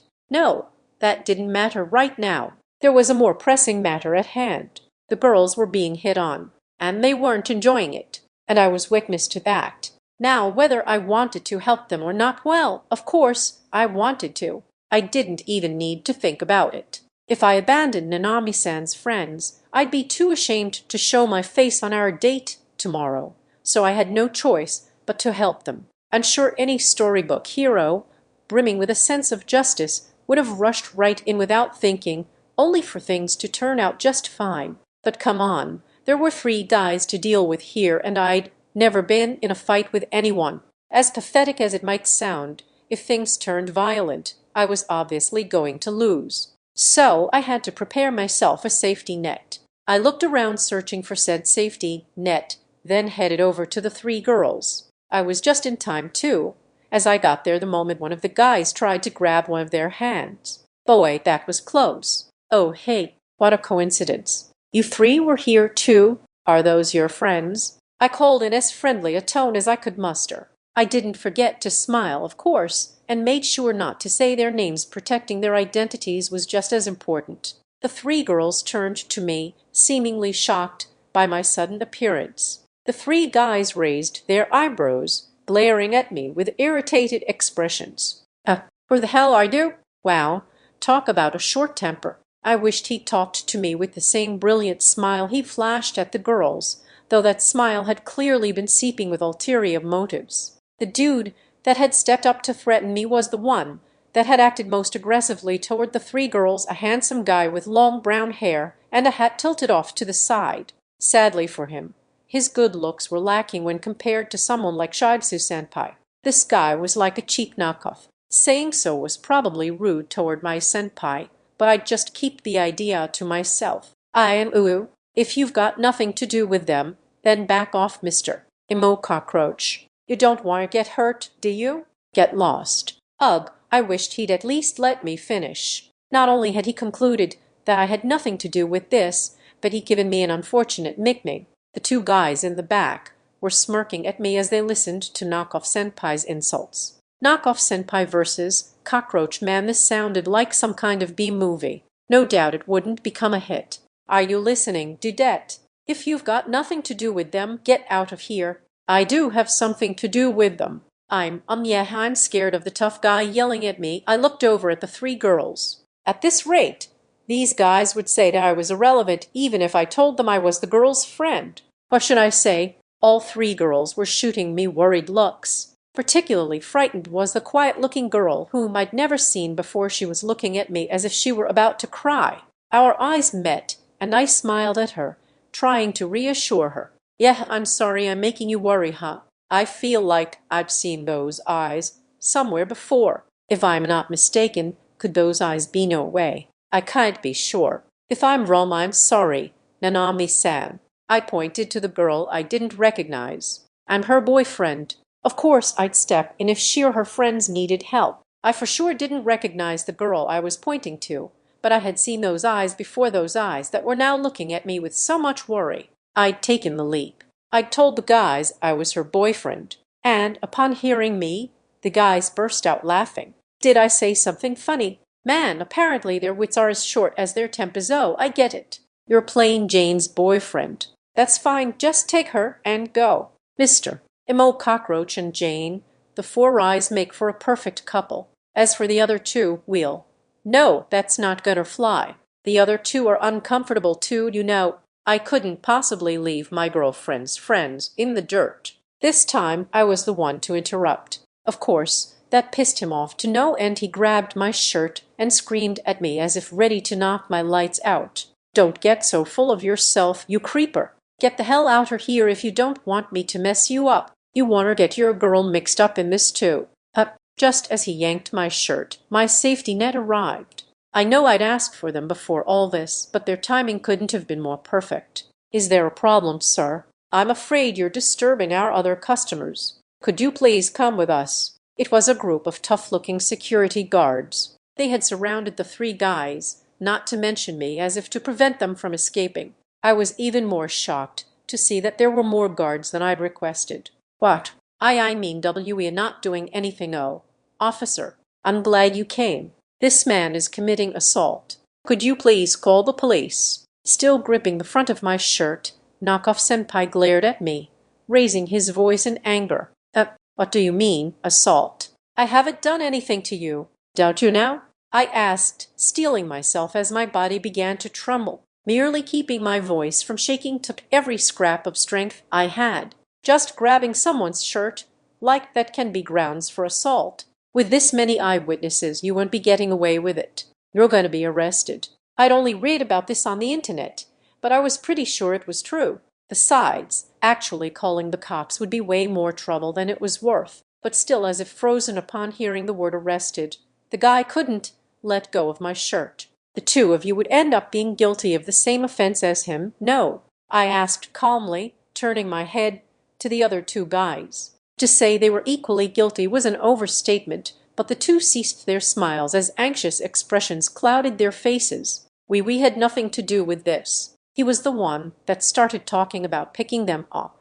Plus, he's the only one that grabbed you, so if anyone's getting arrested, it's just him. Why, yeah, we were just going along with him. It's not like we did anything. We've got nothing to do with this. Hey man, let's get outer here. I suppose the so-called friendship of these three guys was but a fragile thing Knockoff-senpai's two companions made to escape the circle of security guards. Knockoff-senpai himself looked at them with an expression of pure anger and despair. I see. It's true that this guy was the only one who grabbed me, so I guess the two of you aren't a part of this. You can go. Relieved to be offered their freedom, the two scurried through the slight opening made by the security guards. They sure were quick to quit on their friend. Hey, wait up, you guys. Do this. Meanwhile, the abandoned Knockoff-senpai finally let go of my shirt and tried to chase after them, but, as expected, he was stopped by the ring of security guards. His bitter insults echoed throughout the mall as he was taken away by security. It wasn't like I actually wanted him to be charged with assault, so I left the rest up to the mall guards. I'd already rescued the girls, so I really didn't care about what happened next. For now, I thanked the guards and ran back toward the three girls. Are you guys okay? I'm sorry I couldn't help you more effectively. What are you saying? You were totally awesome. Thanks, Monsieur Mai. I was about to get my hands dirty again. Atafuke-san said, holding a fist in front of her face. Yeah, for reals, Kamonai-san added. I seriously thought Hatsumi was gonna knock the living daylights out of him. I'm totally glad you showed up. Are they saying they could have handled the situation themselves, even if I hadn't stepped in? You're strong, aren't you, Atafuke-san? I asked weakly. You get hit on a lot when you dress like this, so my bro-boyfriend teaches me self-defense. I'm probably stronger than most guys. Bro-oh. Hasumi's boyfriend is actually her stepbrother. Do you know Sokairo Atafuke, the martial artist? Who cares? You can marry your stepbrother, so there's no problem. Unfortunately, I was unfamiliar with martial arts, so I hadn't heard the name before. But if she'd been trained by someone like that, then my rescue had all been for nothing. Regardless, Atafuke-san seemed to be quite the character. Being in a romantic relationship with your stepbrother seemed like something out of a manga. Then I guess I really did jump the gun a little on that one. Ha! No, you really were a big help. My boyfriend was saying he'd have to start acting as my bodyguard if I beat anyone else up. I guess I did the right thing then, maybe. Well, as long as I hadn't done anything uncalled for, I supposed it was all okay. Anyway, you're pretty cool, pal. Maybe this is the power of love, right, Nanarmi? Earth to Nanarmi, why don't you snap out of it already enjoying the conversation? Kamonai-san had turned and was calling out to the quiet girl in the back. It was then that I finally learned my prediction had been correct. When I looked into her eyes again, I knew I recognized those sparkling eyes, glasses or none. Those beautiful eyes belonged to none other than Nanarmi-san. Why, yeah. Thanks for helping us, Yashin. I'm, really happy that you knew it was me even though I'm in this outfit. The girl standing before me, dressed the exact opposite to how she did at school, was indeed Nanarmi-san. It wasn't that I'd been certain, but I had wondered if that might not have been the case. I like Gyaru fashion, but I actually like clothes like this a lot, too. When we hang out, just the three of us, I tend to dress this way. Are you disappointed? Not at all. It looks pretty cute on you. I mean, you're talking to the emo cockroach. I guess my wardrobe really does suck. Atafugue-san and Kamoni-san burst into giggles. After all, that weird nickname wasn't all that wrong. More than feeling angry, I felt like he accurately pinpointed the nature of my wardrobe. I guess it's a good thing that I came to buy clothes today. I was able to run into you, and I was able to lend a hand. Though I guess we could have done that without some guy hitting on you. Even so, how did you know it was me? Isn't that the power of love? Yeah, that's right, isn't it, Misumai? When they put it that way, I felt a strong sense of guilt. I hadn't even been sure that the girl I was helping was Nanami-san. If I told her that, she was bound to be disappointed, but I felt that I should be honest with her. No, I'm sorry. I thought I recognized your eyes, but I wasn't sure. I did think they looked like yours. Are you disappointed in me? Hearing my response, Nanami-san shook her head and smiled. She was wearing glasses and a different outfit than usual, but her smile was as bright as always. No, I'm not disappointed. I'm glad you're the sort of person who'd help others no matter who they are. Really? Then I'm glad. It was worth making the effort even if I was terrified. I finally understood why she hadn't sent me any pictures of herself. She'd probably hesitated to show me this side of her. It was adorable, really. For a little while after that, Nanami-san and I looked at each other, forgetting the world around us. Even that somehow made me feel all warm inside. It was her two friends that broke us out of our trance. Gord, the air's so hot I'm gonna melt. Why don't you two just go on a date starting now? Oh, tomorrow is your proper date, right? How about going for 2 days in a row? Yeah, go. With that, we snapped back to reality. Nanami-san blew up at her two friends for teasing us, while I just stood there with an ambiguous smile on my face. If the two of them were going to let us, a date wouldn't be a bad idea, but thinking back to the clothes I was wearing, I decided against it. I would love to hang out, but I just came here to buy clothes for our date tomorrow, so don't let me spoil your fun. You came all the way here to buy all new clothes? Nanami-san asked. Well, my clothes are all kinder black, so I figured I'd take the chance to change my wardrobe up a bit. I'll look much more put together tomorrow, so you better look forward to it. Nanami-san looked somewhat apologetic, which wasn't how I wanted her to feel. Because seeing Nanami-san now, I was genuinely glad I'd come to buy clothes after all. Thinking of myself wearing all black like this, I felt embarrassed just standing next to her. For today, it was best to feel satisfied at being able to run into her accidentally. Spending quality time with her looking like this would be unacceptable and indeed unbearable. I see. Good job, Monsieur Mai. In that case, it's better to save the fun for tomorrow. Huh? Yeah, we'll take good care of your girlfriend for you, Monsieur Mai. As if they understood the situation, the two girls walked away, taking the disappointed-looking Nanami-san with them.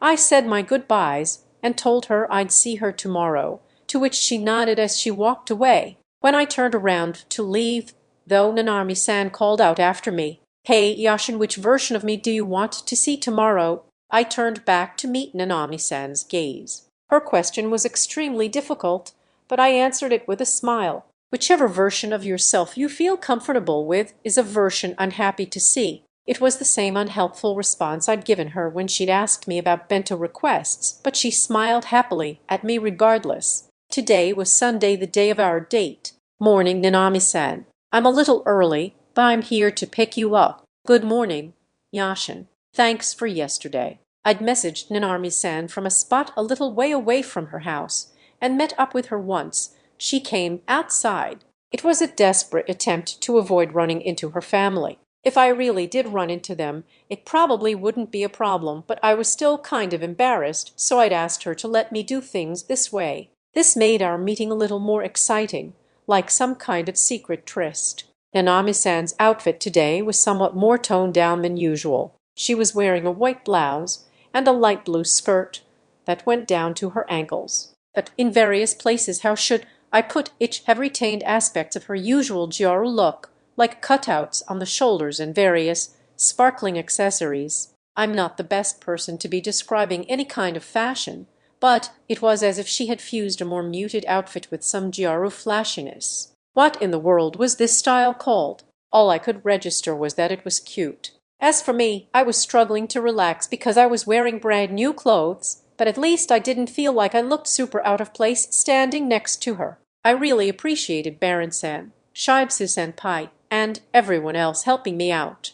If they hadn't given me a heads up, I probably would have been standing here dressed in all black. Just the thought made me shudder. Ignorance truly was a dangerous thing. Your outfit seems a little different today. It looks nice, I said. Yeah, I figured if I dressed this way, my dad wouldn't figure out I was going on a date. He probably thinks I'm hanging out with Hasumi and Ayumi again. Apparently, Inami-san was keeping the fact that she and I were going out a secret from her family. I mean, so was I guess, but I didn't mean anything by it.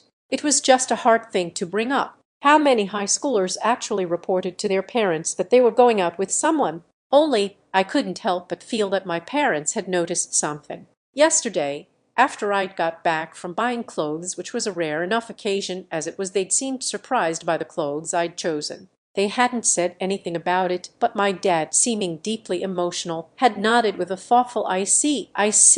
Then this morning, though they had already left by the time I got up, I had found way more money on the table than they usually left when they were away. Nothing like this had ever happened before. I was grateful, but I was also kind of anxious that they hadn't said anything about it. For now, though, I should probably put my parents to the back of my mind. I was feeling a sense of invincibility and omnipotence today, maybe because of my new clothes. The least I could do was escort Nanami-san properly. Shall we go, then? No. Oh, wait. Yashinham, what's up? That outfit, it suits you. You look nice. Shoot. She beat me to it. That's right, these were the kinds of skills I still lacked. Why couldn't I have been the one to compliment her first? Besides, it was totally unfair of her to say something like that so early in the morning. She flashed me a blinding smile, but I turned beet red, unable to look her in the face. The invincibility and omnipotence I'd felt earlier had instantly dissipated. Instead, I was taken by an overwhelming sense of happiness. You look nice too, Nanami-san, and you look pretty today. I had made my best attempt at a counterattack, but Nanami-san just came right up to me, taking my hand in hers. I know, she whispered. I felt relieved at feeling her hand in mine. Before, just this much would have made me feel nervous, but perhaps this meant I'd matured a bit. Oh, Nanami-san's ears are red, so maybe she's happy to hear that. Did my counterattack work after all? So, what movie did you end up choosing? I went with the one based on the American comic book. You said you hadn't seen it yet. I already booked the tickets online and reserved our seats. I didn't even know you could do that. When I go with Hasumi and Ayumi, we just buy tickets at the counter. Did you make sure to get us a couple seat? I didn't, but you know this movie theater doesn't have those. Don't tease me like that. I smiled wryly at Nanami-san, who was flashing me her teeth between giggles. I mean, I had gotten seats that were next to each other, so they were as close as can be to a couple seat. Nanami-san may have dressed differently, but inside she was still the same Nanami-san who liked to tease me until it blew up in her face. Being able to go out on a date with her made me the happiest guy in the world.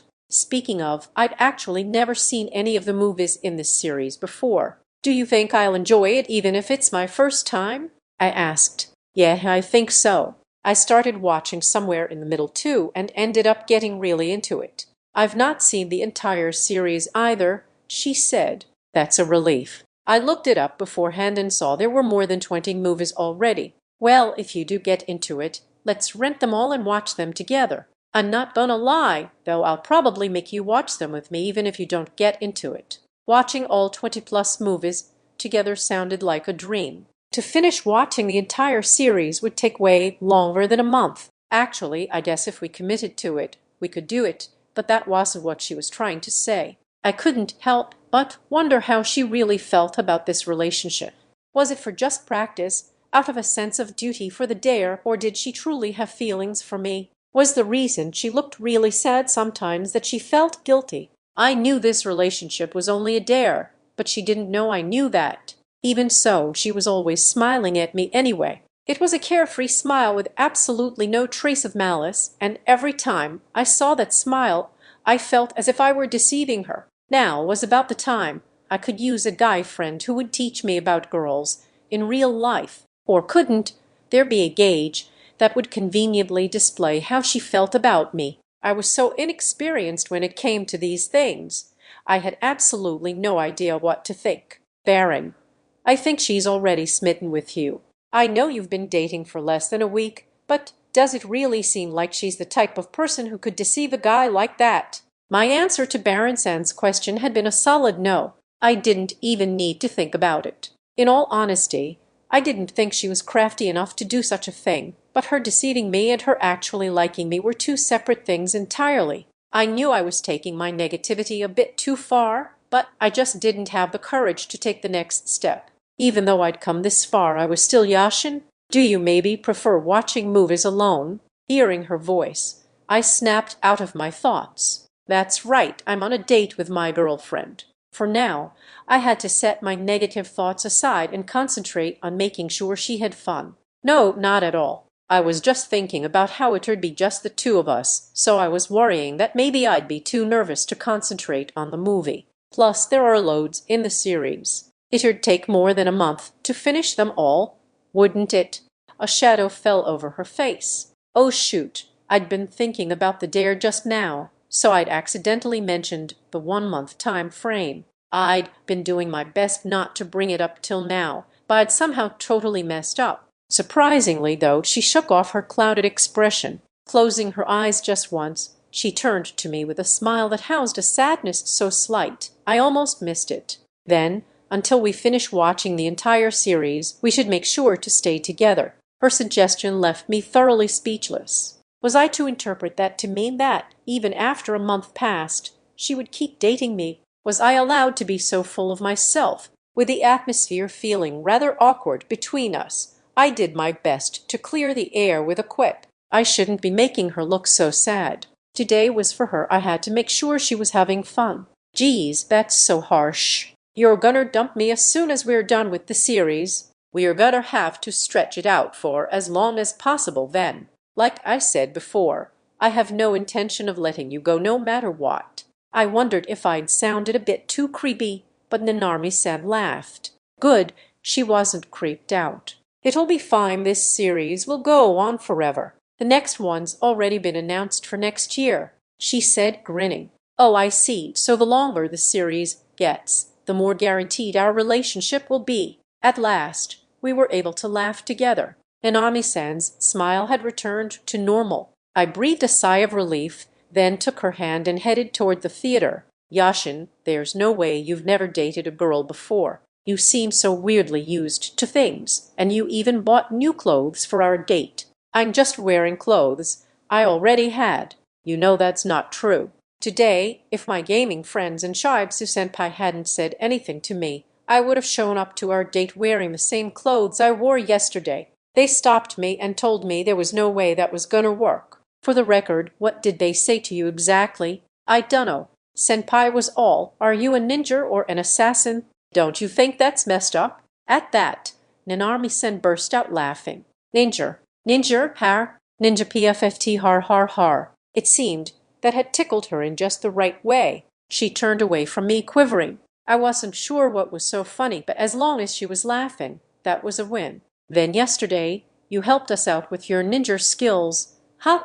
In that case, thank you, Mr. Ninja, she said through a fit of giggles. If I really were a ninja, I would have helped you with a bit more pizzazz. I wasn't sure how to feel about being thanked in a voice quaking with laughter. As we continued walking and talking, we arrived at the theater in no time. We picked up our tickets, bought drinks and popcorn, then we were all set. Hey, I really should pay for half, Nanami-sen said concernedly. No way. Today is to thank you for making lunch for me. If you paid for half, how am I supposed to return the favor? Nanami-san agreed, albeit somewhat reluctantly. And, just as a side note, I also intended to pay for lunch today. At first, I'd wondered whether I should get her a gift as well, but Baron-san had stopped me. Theron, nor it's a bit too early for that. It'd be a bit much. If you want to give her a gift, you'd better wait till your 1 month anniversary or something. 1 month, 1 month, Pat. I would have to do my best to make that 1 month marker a day to remember. That was why I intended to treat her to lunch instead, and to take her back to her house later after we'd taken a look around the mall. That was the plan, anyway. I had wondered if it would be better to do more, but it seemed that wasn't the case. As we were chatting, the screening time arrived, and we turned our attention toward the front of the theater. While we sat there, Nanami-san and I continued chatting about nothing in particular. We talked about how it was weird to be together on a Sunday, how we were looking forward to the movie, what Nanami-san thought about a previous movie in the series. I was surprised that I was able to talk like this with someone to talk so much, so normally in a place outside of school, and in a movie theater with a girl, to boot. Gradually, the screen took on a slight glow, and the lighting in the theater grew dim.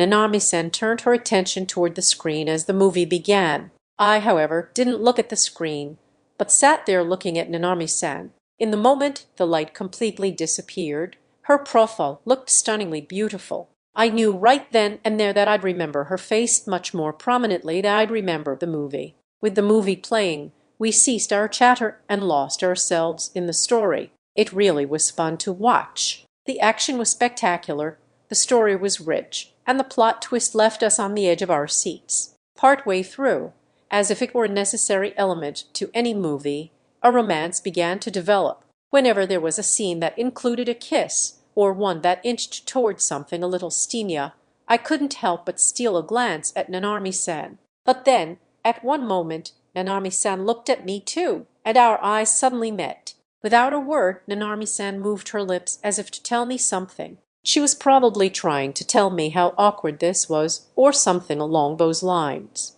The light from the screen lit up her smile, and our hands accidentally brushed one another's. It felt different from when we usually held hands, so I just let my hand rest on top. By the time the movie reached its climax, our hands had parted, but the warmth of her hand still lingered. Nanami-san seemed to be enjoying the movie, but I kept shifting my gaze between her and the screen. Would we have kept our hands touching like that if I'd chosen a romantic movie instead? I spent more time thinking about Nanami-san than I did thinking about the movie, but I really did enjoy the movie itself. After it finished, Nanami-san seemed super excited by it. In an attempt to rein in that excitement, we decided to head to a cafe to dish out all our thoughts. Whoa, that was totally what it means to be at the edge of your seat. The fight scenes were so intense, and that ending, it was so moving but also kind of sad.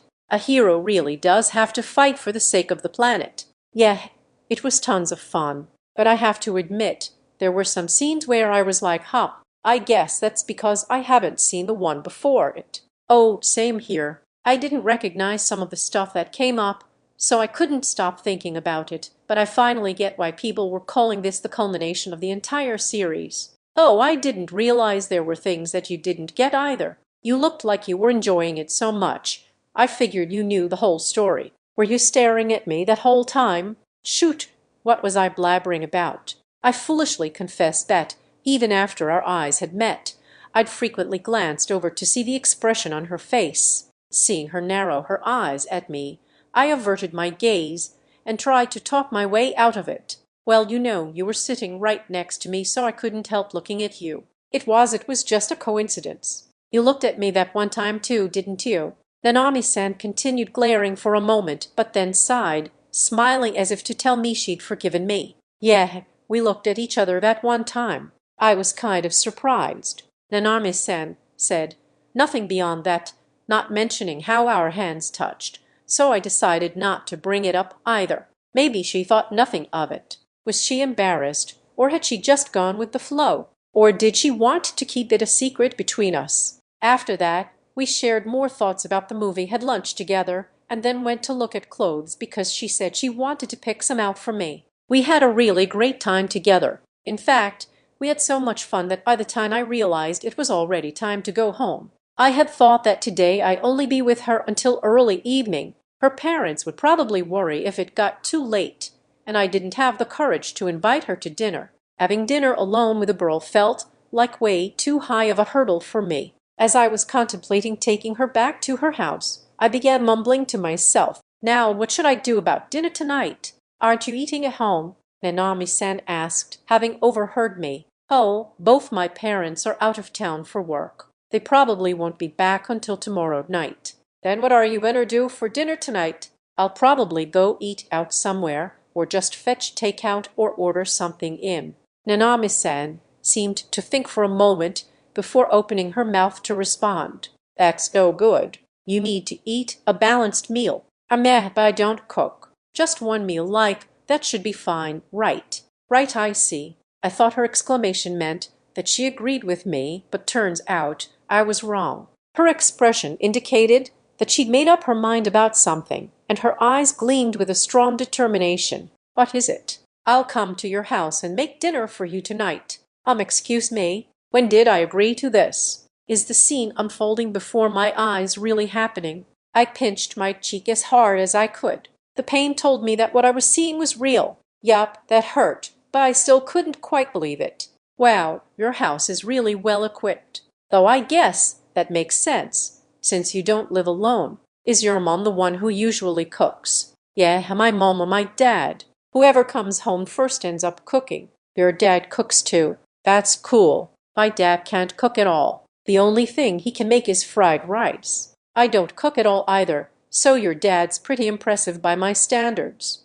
"I can't even cook a hamburger steak, and I'm not sure I could make fried rice." "Then how about I teach you how to cook next time? Guys who can cook are very in demand." "I don't think I need anyone demanding me other than you, though." Nanami-san fell silent. Had I said something weird?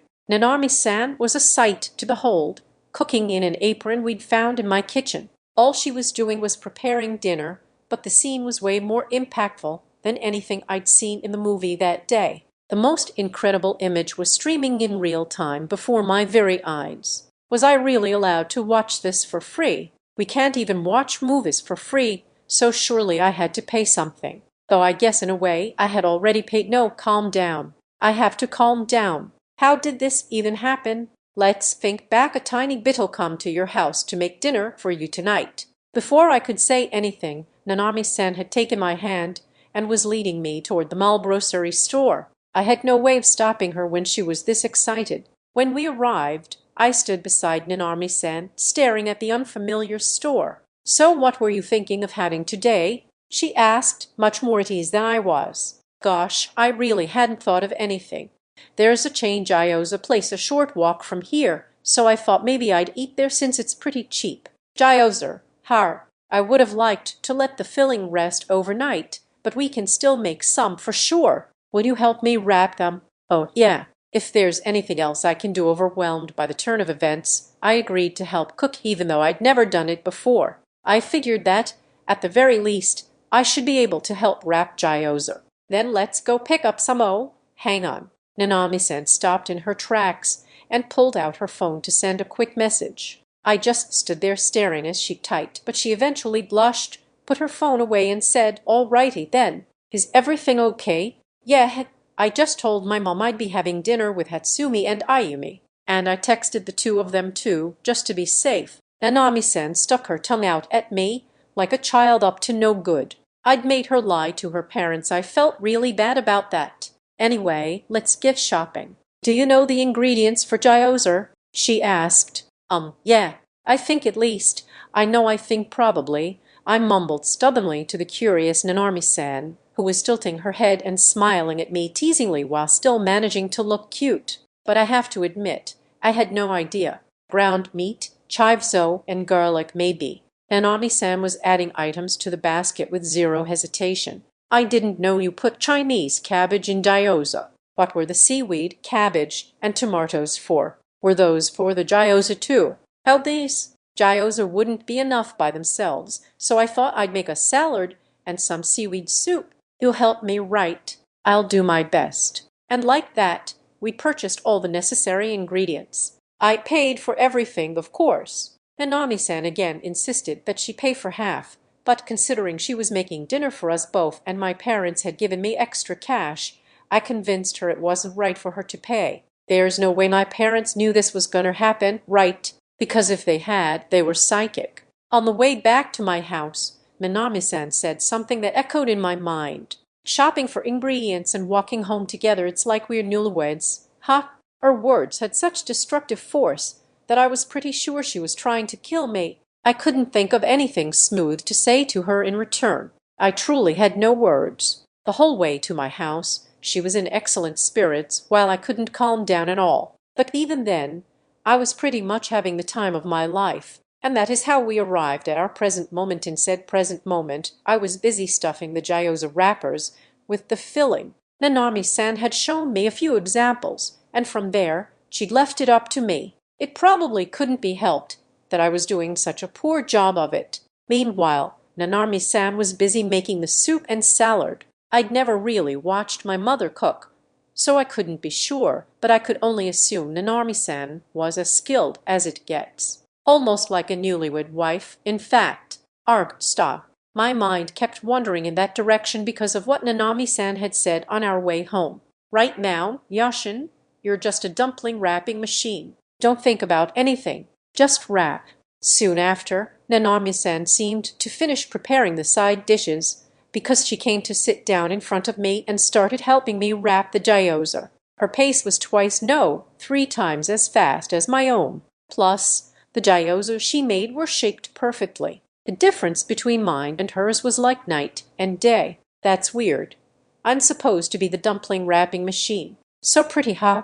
What are you saying all of a sudden? Nanami-san exclaimed, surprised by my mumbling.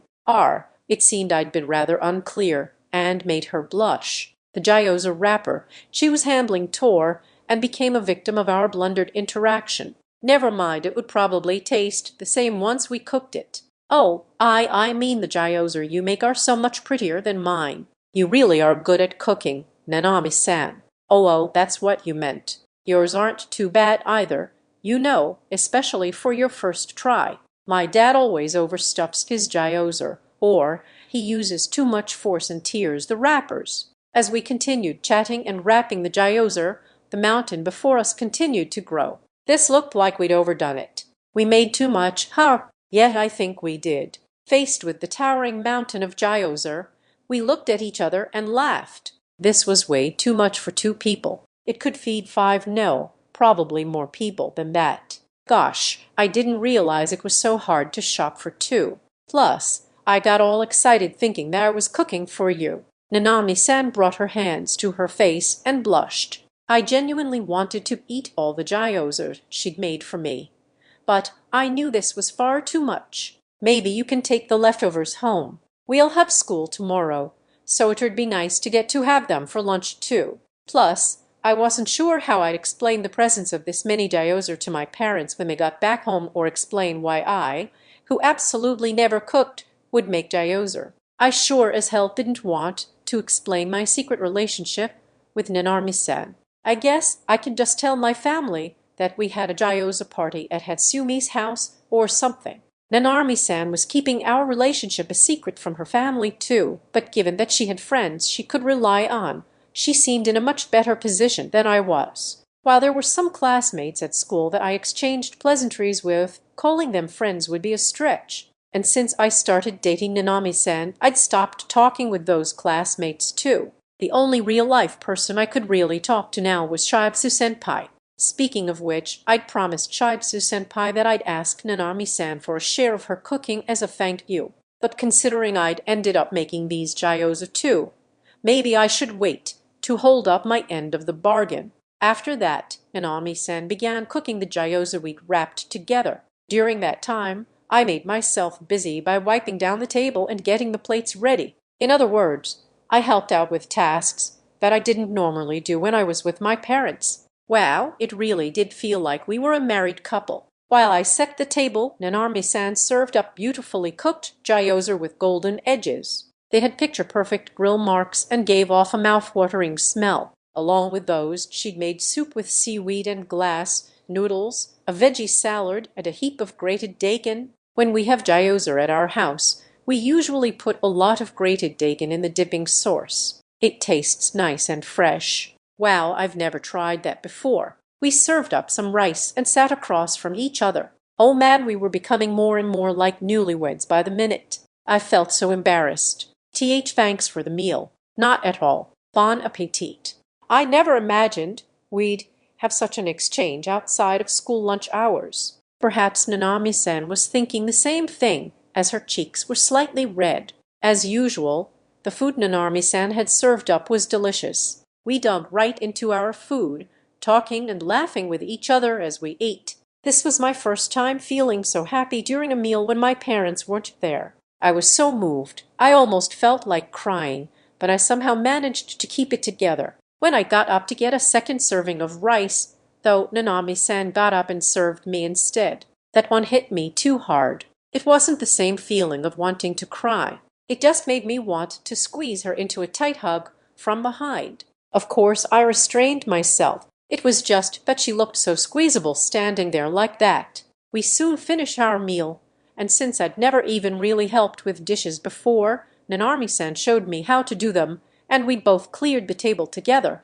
I never knew cleaning up could be so fun. That fun ended far too quickly, though. It was getting late, and it was time for Nanami-san to go home. I was pretty bummed about it, but it couldn't be helped. I'll walk you home, Nanami-san. Oh no, I can't ask you to do that. I worry about you, especially with what happened at the mall yesterday. Besides, I can't possibly let a girl go home by herself at night. I mean, I hadn't been expecting to walk her home from my place, but I'd be worried sick letting her walk alone so late. Walking her home myself made way more sense. In that case, thanks. She seemed to be remembering yesterday, too, as she accepted my offer with an anxious look on her face. And so we packed up the leftover gyoza, making sure we weren't forgetting anything. With the gyoza gone and the pots washed up, there was no trace left of her in my house. This way, even when my parents came home tomorrow, they wouldn't suspect a thing. Not that it was a problem if they found out, but I guess I would just feel really embarrassed about the whole thing. Thanks again for offering to take me home. I took the hand that Nanami-san offered me and proceeded to walk her home. Of course, I was the one who carried the gyoza we'd packed up. Aside from all the things I'd been learning, I was at least able to do that much. Along the way, we talked about all the fun we'd had that day, where we'd go next, and what I'd learned to cook from Nanami-san. Not a single step of the way did we run out of things to talk about before we realized we were already at Nanami-san's house. It really was a shame, but since she'd arrived safe and well, we could consider our goal accomplished. The spot by her house where we'd met up in the morning was completely dark, but it was just a stone's throw away from her door. She should be safe from here. I'll see you tomorrow, Nanami-san. Yet thanks for today, Yashin. I had a great time. Yeah, me too. Just as we were smiling at each other and I was about to tell her that I, too, had had a great time, a burly man suddenly appeared behind Nanami-san. He was about as tall as Shiatsu-senpai, or perhaps even taller. Given that you could see his muscles through his clothes, he was certainly a whole lot more muscular. At the burly man's appearance, I stepped in front of Nanami-san to hide her behind me. His face appeared angry at first glance and was pretty scary. I didn't stand a chance against a man like this, but just as I resolved to buy enough time for Nanami-san to escape into her house, the man opened his mouth to speak. Nanami, who is this boy? Dad, why? Dad. I turned around to look at Nanami-san and then looked back at the figure she'd called her father. I'm sorry, but they didn't look anything alike. And this guy was smiling at me with full intention to intimidate. It seemed my day wasn't quite over yet. Interlude, her first date. I'd waited long and hard for our date on Sunday, my first ever date, in fact. Luckily, this was also Yashin's first date, so I wouldn't be the only first-timer. Yesterday's movie had been a bit on the sexy side, so I'd texted Yashin as I remembered various scenes while squealing over them with Hasumi and Ayumi. I'd only been kidding when I told him I'd learned a lot from watching it after all. I'd never even kissed anyone before. I'd practically jumped out of my skin when he replied saying he was looking forward to it. Some bad stuff had happened on Saturday too, but I'd been able to see Yashin because of it, so maybe it hadn't been all that bad. Plus, I'd gotten to see an unexpected side of him.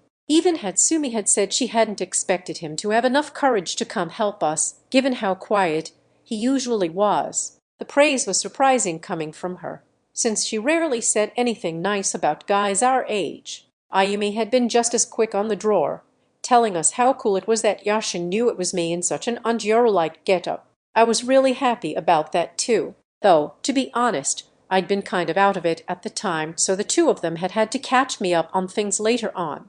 Still, I'd had high hopes for today's date, already imagining that it would be fun. I mean, it had definitely been fun, but I couldn't believe I'd said something like that. I'd invited myself to his house to cook dinner for him. Where on earth had that come from? But I couldn't back out by then. I'd already said it. My mouth had moved before my brain could think about it.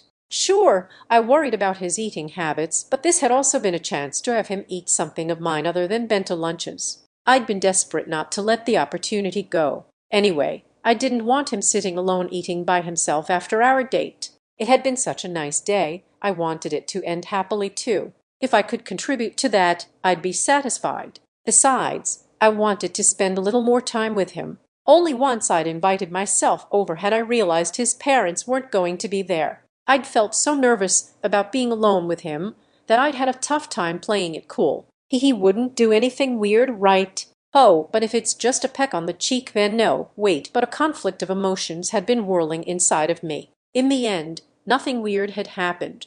It had been so much fun from start to finish, and had even made me daydream about what it must be like to be newlyweds. Yashin had helped with making dinner, which had made it even more fun. He'd looked extra adorable eating the food I'd made. Eating dinner with Yashin had been different from eating with family and eating lunch together on the school rooftop. We'd cooked together, eaten together, and talked lots and lots about our date. I'd been a little surprised when Yashin got up to help himself to a second serving of rice. At home, my mom was always the one serving everyone, and my dad seemed to appreciate it as a general practice. I also felt kind of sad, though, since maybe Yashin serving himself was because he tended to eat by himself more often than he ate with his parents, so I'd stopped him and offered to serve him myself. Yashin had stopped on his way up and looked at me all surprised. Maybe my offer didn't mean much and was just for my own self-satisfaction, but I still wanted to do that for him. How much do you want? Oh, maybe make it on the more generous side. Even that short exchange had filled me with joy, but just as I was thinking about us being like newlyweds and whatnot, I was shocked to realize that our exchange had been the exact same one that my mom always had with my dad. We haven't even kissed yet. How have we already reached this point in our relationship? I couldn't help but wonder if Yashin had noticed me grinning. Time had passed quickly, and just as Yashin and I arrived at my house, I received the biggest shock of the day. An army, who is this boy? As Yashin and I were about to part, I heard a familiar voice behind me. Alarmed, Yashin jumped to attention. Even if it had been subconscious on his part, it warmed my heart to watch him so readily move to protect me. But why? Why was Dad here? Oh no, Yashin was looking even more surprised. Yup, that's right. This guy was my dad. Chapter 5. The past and the future. What were the odds of meeting your partner's family after the very first date? I bet they're lower than scoring the character you've been eyeing in a gacha game. Or at least that was what I was thinking as I looked up at the man in front of me. Nanami-san had called this man Dad. He was tall, muscular, and not to be rude, looked not one bit like Nanami-san, not to mention that he was a head or two taller than I was. He must have been shorter than Shibzu-senpai, but he certainly looked taller than him. At first glance, he gave the impression of a professional wrestler. I'll ask you once more, Nanami. Who is this boy? Despite his frightfully intimidating smile, his voice was surprisingly gentle. Very captivating, too, I might add. Maybe only his looks were scary. He's my boyfriend, Nanami-san whispered in resignation. Her father, though momentarily surprised, seemed much calmer than expected, and thought he might fly off the handle right then and there, but he instead seemed to think for a moment, and, after wiping his smile away, replied to Nanami-san softly. He was way less scary when he wasn't smiling. I see, your boyfriend. Look, it's getting late. Rather than standing around on the street, why don't we take this inside? By that, I assumed he was calling for a family discussion. There didn't seem to be anything more I could say. I apologize for keeping your daughter out so late. It was all my fault. Please don't be angry with her. There wasn't much I could do, but I at least gave it some thought and apologized to him so that as little wrath would fall upon Nanarmi-sen as possible. I heard Nanarmi-sen protest behind me, saying she was the one who caused the delay, but I shook my head to stop her. She was back at this hour because of my own thoughtlessness, as well as my selfish desire to stay with her for as long as possible. From her parents' perspective, it made perfect sense to feel uneasy about her coming back so late with some guy they didn't even know. Her parents probably also knew about her nervous constitution. Nanami-san tugged on my clothes from behind me. I smiled at her, silently telling her not to worry, but I wasn't sure if she picked up on my message. With that, I'd exhausted my options. Thinking I'd head home, I bowed to her father when he said something that completely bowled me over. "It's late. I'll drive you home. So, Mr. Boyfriend, I'd like to hear from you as well. What do you say?" Was I being invited into their home by her father? Was I being invited over by her father before I'd been invited by Nanarmi-san herself? Wasn't this supposed to be a family discussion? I wasn't mentally prepared enough for this, but at that moment I heard Nanami-san whisper my name softly. Her tone was soft, feeble, and full of worry. I had to make up my mind. "Of course, and thanks for the offer. Oh, and please excuse my manners. My name is Yashin Nisumai. It's my privilege to be dating your daughter." I couldn't listen to Nanami-san's timid voice and leave her all alone. I was her boyfriend after all, and as her boyfriend I had a responsibility to protect her. Only I wasn't sure if I was supposed to be protecting her from her own family members. "I'm Genichiro Barato, Nanami's father. Good to meet you, Yashin-kun." Genichiro-san extended his left hand toward me for a handshake. Didn't a handshake with the left hand indicate hostility? If so, it seemed that he hadn't yet acknowledged me as his daughter's boyfriend. I supposed that couldn't be helped, given that I'd kept his teenage daughter out so late. I gripped his hand and shook it. "Well then, shall we head inside? We'll catch our deaths out here." We followed Genichiro-san as prompted. In those few steps to their house, Nanami-san was trembling so much I took her hand in mine. I had my reservations about holding her hand in front of her father, but as long as Nanami-san was behind me, he probably wouldn't be able to see. Nanami-san looked at me surprised, so I smiled at her and spoke to her in a hushed voice to ease her worries. "It's okay. I'm right here with you." At those words, she stopped trembling and smiled, seemingly relieved. Yup, there was the smile I loved, not that I had the guts to say that to her directly. Turns out, though, I was being completely naive, because Nanarmi-san's father saw right through me. To see our Nanarmi holding hands with a boy, Genichiro-san was shaking his head from side to side while pressing down on the bridge of his nose. Did he have eyes in the back of his head? His words sounded deeply emotional, but I didn't sense a hint of anger. I'd been absolutely positive that he would be upset with me for holding his daughter's hand, but maybe I'd been wrong the whole time. The three of us arrived at the front door and proceeded to enter their house. Just as we made it into the entryway, we were greeted by a woman and a girl. "Oh my goodness, welcome. Gosh, I can't believe Nanami brought home a boy. Is this your boyfriend, Wan-chan?" He seems kind of dull, but hey, not bad, ha. He doesn't seem violent or anything. Like he suits you." The woman was narrowing her eyes and smiling softly. This beautiful, spitting image of Nanami-san was probably her mother. I couldn't help but wonder if Nanami-san would grow to look even more like her one day. Next to her was a girl, seemingly of middle school age, who was standing with her hands at her hips. Perhaps this was Nanami-san's younger sister. She also held a strong resemblance to Nanami-san, but her eyes were a little more upturned in a cap-like fashion. The girl was smiling and looking at her own sister as if she were seeing something amusing. "Why are you both?" Nanami-san asked hesitantly, looking from one female relative to the other, but the two women sighed and stared back at Nanami-san as though she were the incomprehensible one. That one small gesture made them seem just like Nanami-san. "Wan-chan, are you serious? When you go hang out with Hatsumi-san and Ayumi-san, you never wear makeup. You were being so fussy when you were getting ready today. You made yourself totally obvious." "Right. How could I turn a blind eye to that extra bento box, and how giddy you seemed making it up in secret? I'd have been a fool not to notice that something was going on. Her younger sister was shaking her head, while her mother tilted her head with a hand on her cheek. Nanami-san, I know you were trying to keep this on the down low, but it seems you were being rather obvious. Nanami-san hid behind me, her face completely red, but seeing as I couldn't hold her hand in front of her whole family, I could only stand there in a fluster. The two women were also standing there, watching us with amused expressions. Give them a break, you two, said Genikairo-san, swiftly coming to our rescue.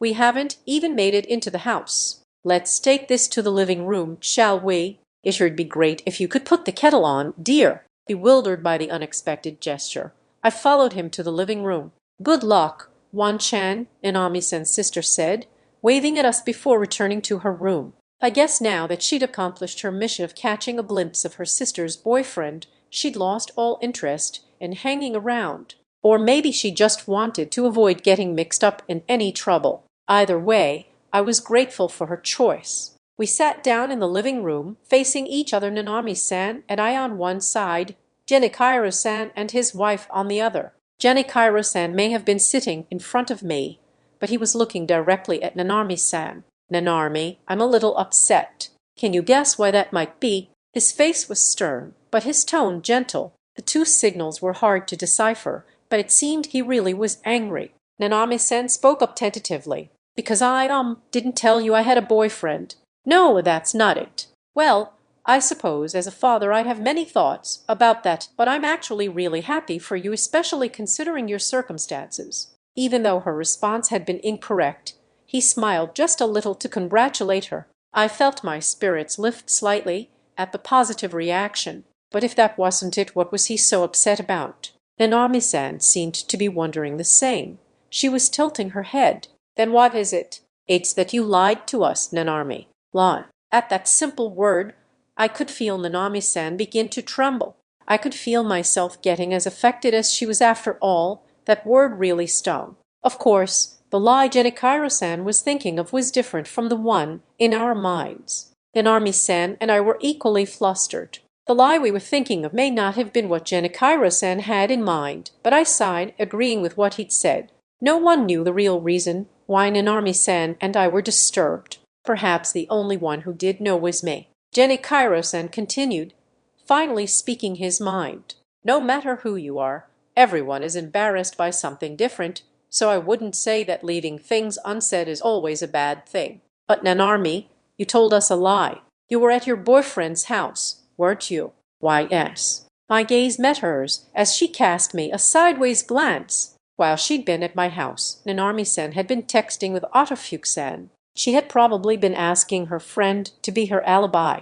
That wasn't an uncommon occurrence in manga, but if we'd been found out, then the alibi would be no use. As a result, we had simply made her parents worry. It was my own fault for taking advantage of Nanami-san's willingness to deceive her parents. If this was just about a date, we would have let it go. But if you were at a boy's house, especially your boyfriend's house, so late at night, you should have told us honestly. Were his parents home? No, they weren't. That's kind of why I wanted to make him din. At her response, Genikairo-san's face twitched. Her answer must have struck a nerve, but he managed to retain his composure. On the inside, he probably wasn't feeling calm at all, but he never raised his voice and only spoke as if he were merely admonishing us. I couldn't help but admire his maturity. So you went to your boyfriend's house when his parents weren't there? I see. That must have been difficult for you to share with us. But I wished you'd told us honestly, Nanami.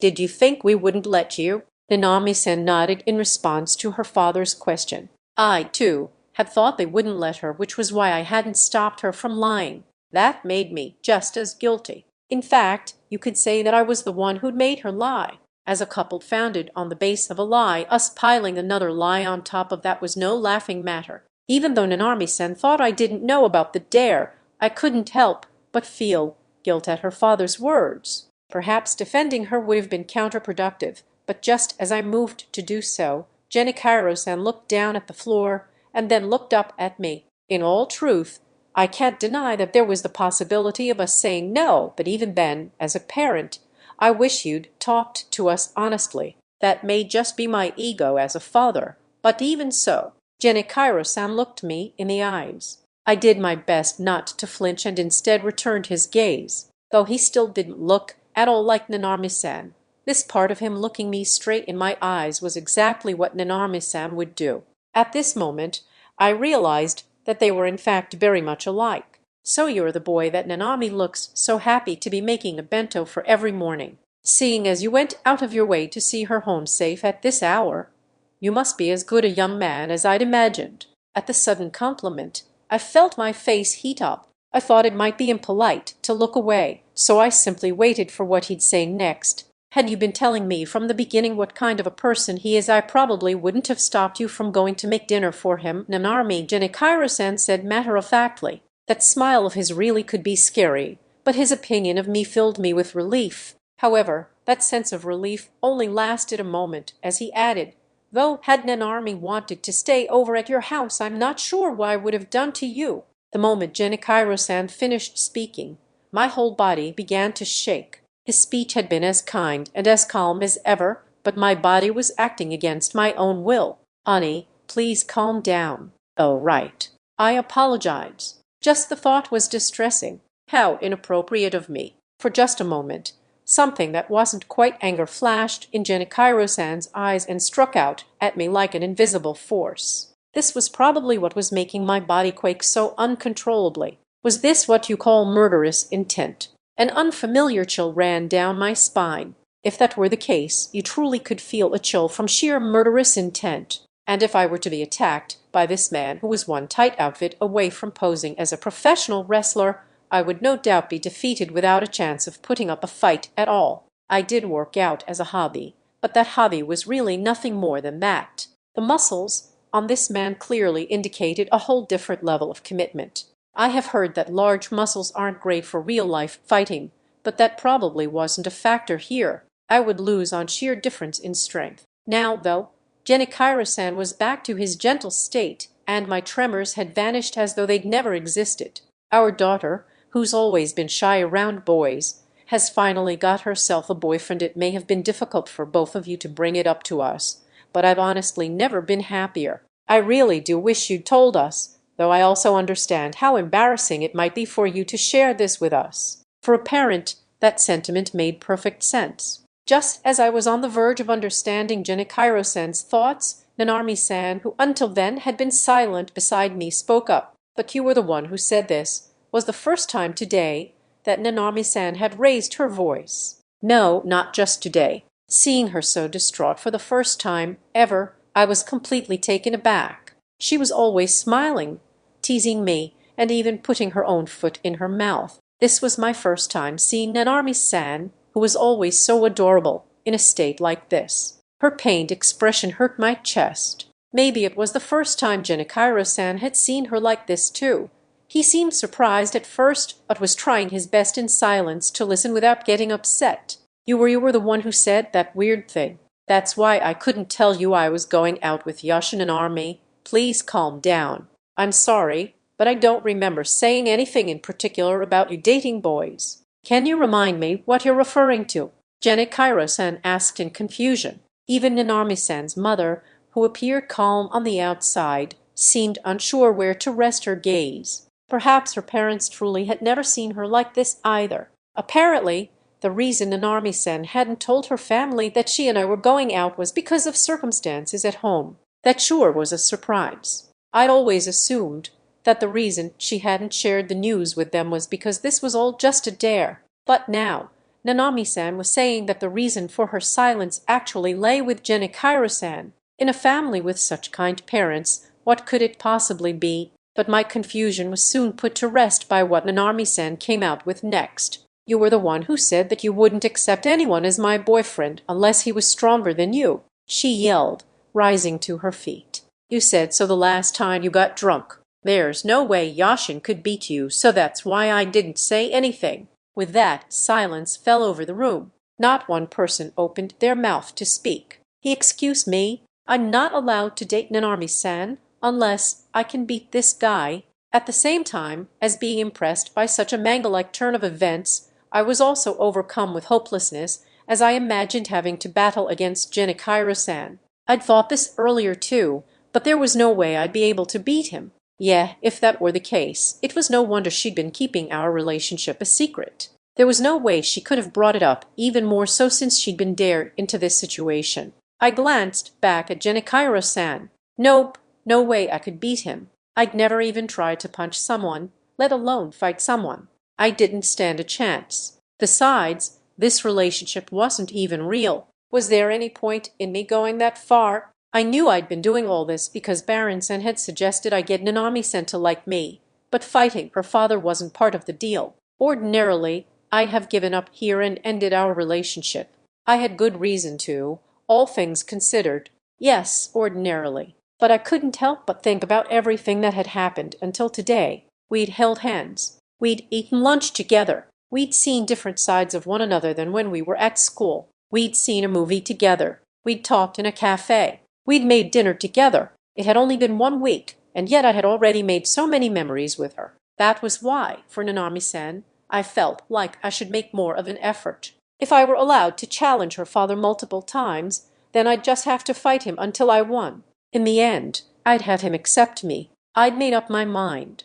Ever since Nanami-san's outburst, silence had taken over the room. Maybe because she'd stood up and raised her voice, Nanami-san was breathing heavily, her shoulders rising and falling. Tears were starting to well up in the corners of her eyes. When I saw that, I stood up on impulse, and the next thing I knew, I was holding her in my arms. Forgetting that we were in front of her parents, I found myself trying to comfort her. Even I was surprised by my actions. It's okay, Nanami-san. If that's what I have to do, I'll stand up to your father no matter how many times it takes. Didn't I say that I wouldn't let you go? Yashin. I thank you. As I comforted the teary-eyed Nanami-san, I saw her mother looking over at me with interest. Oh my. Oh shoot. I totally forgot her parents were here. In my panic, I looked over at Genichiro-san, who was deep in thought, his arms crossed and his head tilted. He wasn't even looking at us. What's with that puzzled expression? Nanami, I really hate to say this, but I had a bad feeling about this. A very bad feeling. It was the feeling that he was about to overturn the premise upon which Nanami-san was operating. And usually, my gut is very trustworthy. Nanami-san sat back down, tilting her head, seemingly confused by Genichiro-san's reaction. Ironically, their heads were tilted in a similar fashion. Finally, Genichiro-san, who looked rather apologetic, opened his mouth to respond. Did I really say something like that? I don't remember that at all. Taken aback, both Nanami-san and in fact, even Nanami-san's mother stared back at him with blank expressions. Nanami-san looked particularly stunned. I'd never seen her so shocked. But even then I couldn't help but admire how cute she looked, which wasn't anything new for me at this point. I mean, she'd just discovered she'd been agonizing over a statement that had been completely forgotten about. Of course she'd be stunned. I couldn't even imagine what she must have been thinking. Honey, just as Nanami-san finally got a hold of herself and was preparing to fire her fury at her father, her mother opened her mouth to speak. Her tone was terribly cold, her gaze fixed upon her husband. She still wore the same soft smile on her face as a moment ago, but now her eyes, viciously narrowed, were not laughing at all. They were so terrifying, I felt another chill run through me. Dear, how could you forget something so important? I'm pretty sure this is my first time hearing about it. If what Nanami says is true, then of course she'd have difficulty telling us. Wait just a minute, dear. Nanami, when did I say that? I truly don't remember anything. Her mother had probably changed the focus of our conversation on purpose. Panicking at his wife's inquisition, Nanami-san's father sought help from his daughter. Nanami-san responded with an icy stare. You said it when I was in middle school, while you were drinking with Otoni. Who was that? As I wondered, Nanami-san leaned closer to whisper that it was Hatsumi-san's boyfriend, her stepbrother. When I stole a glance at Nanami-san, I saw that her tears had passed. In contrast, Genichiro-san was twisting his neck, trying to recall his faux pas. Nanami-san's mother continued smiling with her cold stare, while Nanami-san remained deadly serious with an equally chilling look in her eyes. And, in the midst of it all, Genichiro-san was cowering with his head in his hands. What's going on here? What am I supposed to do? As I tried to figure out how I should react, Jenny-Kira-san's behavior underwent a change. Oh. He looked up, his eyes open wide, and started sweating profusely. It seemed he'd remembered the comment he'd made that had so deeply affected Nanami-san. Yes, I might have perhaps said something like that. See, you did say it. It's not what you think, Nanami. That was just spur of the moment, banter while talking with Sokairo-kun. I was just trying to encourage him. Encourage Otonei? The story unfolded with Jenny-Kira-san at its center, though I was still feeling somewhat left behind. Nevertheless, I felt kind of relieved that I didn't have to defeat him to win his approval. I'd seriously thought I'd have to take martial arts classes or something. Fortunately, that wasn't going to be the case. After that, Jenny-Kira-san continued his explanation. At first, he had to pause several times, but the more he talked, the more his memory returned,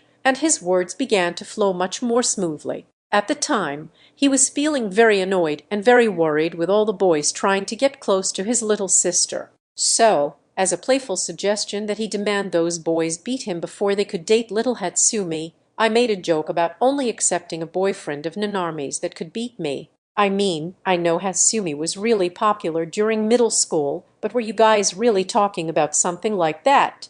Nanami-san asked. That we were. Though I admit I hadn't expected his sister to be so moved by his suggestion that they would start dating like that. So you were the one who instigated all that. I didn't necessarily see anything wrong with them dating. Otofuku-san and her brother seemed like characters out of a manga, but a romance between step-siblings seemed totally unreal. Frowning at the oh-so-bizarre truth, Nanami-san pressed her fingers against her temples. When she released those fingers, she flashed her father an exasperated sidelong glance. So, even if I'm dating Yashin, you're not gonna make him fight you, right? Absolutely. I'll swear on my muscles and the wife I love. Besides, I'm not training to fight people. He tensed his biceps, directing his gaze at his wife. Nanami-san's mother blushed profusely and broke into a smile. The difference between her earlier smile and the one gracing her cheeks now was night and day. Jenny-Kira-san, too, was wearing an ear-splitting grin that held no trace of its earlier malice. Maybe he really had just been trying to intimidate me. Nanami-san seemed relieved as well. She put a hand to her chest as she sighed in relief. At that moment, though, another question popped into my mind. Oh, sir, you darn, I was hoping you'd call me father so that I could tell you it was still a little early for that. Anyway, there's no need to be so formal. Misumi-kun, feel free to call me by my first name. Thank you. Then, Jenny-Kira-san, you seem to do a lot of training, so I wanted to ask if you're a martial artist of some sort. Oh no, I'm just a regular businessman. I was wrong. I hadn't thought it possible for a regular office worker to be so buff, so I'd assumed that he was a martial artist like Otofuku-san's brother. Then may I ask why you decided to train so much? I work out as a hobby too, but I can't see myself getting to that level. Oh, true, Nanami-san said. When I saw your ads, I thought I saw a slight six-pack. Dads are more like solid rock. The moment she finished speaking, I could have sworn I felt the temperature in the room drop. I didn't need to guess why. It was again due to the murderous intent radiating from the general direction of Jenny-Kira-san, and it was even more intense than before. This time I was shaking much more than a leaf. Misumi-kun, you couldn't possibly have exposed yourself in front of my daughter, could you? When and where might this have been? You are possibly acting so indecently already, are you? Now, I can trust you, can't I? Fueled with shock, nerves, inaccurate information, and a wild imagination, Jenny-Kira-san closed in on me with eyes full of panic. That's not it at all. It just so happened that my clothes had gotten wet, so I had to change in the nurse's office, and she saw me. That's right. Yashin saved me. Get your mind out of the gutter. We haven't even kissed yet. Well, we had kissed indirectly. Wait, Nanami-san. Why are you blushing with your fingers to your lips like that? Her father may have allowed us to date, but it seemed unlikely that he would permit us to venture into physical territory anytime soon, so acting so coy was probably counterproductive. At least he seemed to trust what she'd said, as his bloodthirst once again dissipated. Instead, he narrowed his eyes in concern. "I'd leave you, Nanarmi, but I want you to know if you make a habit of little white lies, your words will gradually lose their credibility. As a father, I want to trust you. There's no need for you to tell us every detail, but from now on, I want you to tell us without hesitation when you're going on a date with Yashinkan. If it's him, we know you'll be safe." "It's true," Nanami-san's mother chimed in. "If Yashinkan's the boy you've chosen, everything should be fine. Plus, he's cute, and he's thin while still apparently rather muscular. Nanarmi likes that her father's buff too, so maybe she takes after me in that way." Neither confirming nor denying her mother's suggestion, Nanarmi-san blushed and looked down at her feet. Yeah, it was great that her family got along so well. I grinned a little, and Nanami-san glared at me. Actually, there's a reason Nanarmi's so uncomfortable around boys, which is also the same reason I decided to start working out. Genichiro-san murmured out of the blue. We'd gotten off topic, but I really wanted to know why he'd started training so much. Interlocking the fingers in front of his face like a commander from some mecha anime, Genichiro-san began speaking softly. "Nanarmi, do you remember when you started getting uncomfortable around boys?" I think it was before I moved up to middle school, so maybe around 6th grade. I just started disliking being around boys, all of a sudden." "Yes, that's right. And that's also around the time I started training like this. Mom told me it might be down to puberty, so I hadn't really thought about it. But what does all this have to do with you training?" Nanami-san's mother was fighting a troubled expression. "I'd certainly heard that girls tended to think that boys their own age were immature, but was it really down something along those lines?" Nanami-san's father, who seemed to remember something, stood up without a word and fetched us a photo album. When I opened it, I saw a number of photos of a much younger Nanami-san. Genichiro-san from back then really had had a regular body type. In fact, he looked to have been even skinnier than me. Wow, being able to change this much really did make the human body seem like a wonder. As you can tell from these photos, our Nanarmi was adorable even back in elementary school. Those pop idols on TV have nothing on her. Don't you think so, Monsieur Maikon? Yes, I totally agree. Wait, what are you two saying? I mean, there was no way I could disagree with him, and it truly was how I felt. There was no way I could fake it. Nanarmi-sen really had always been super cute, even as a child. But in contrast to Nanami-san, who was sitting next to me, blushing, Genichiro-san looked as if he was sucking something bitter. That's right, and it was that cuteness that brought various hardships upon her. Back then, she was being bullied by the boys her age. As a result of that, a terrible thing nearly occurred. What Nanami-san and I had spoken the exact same word in unison.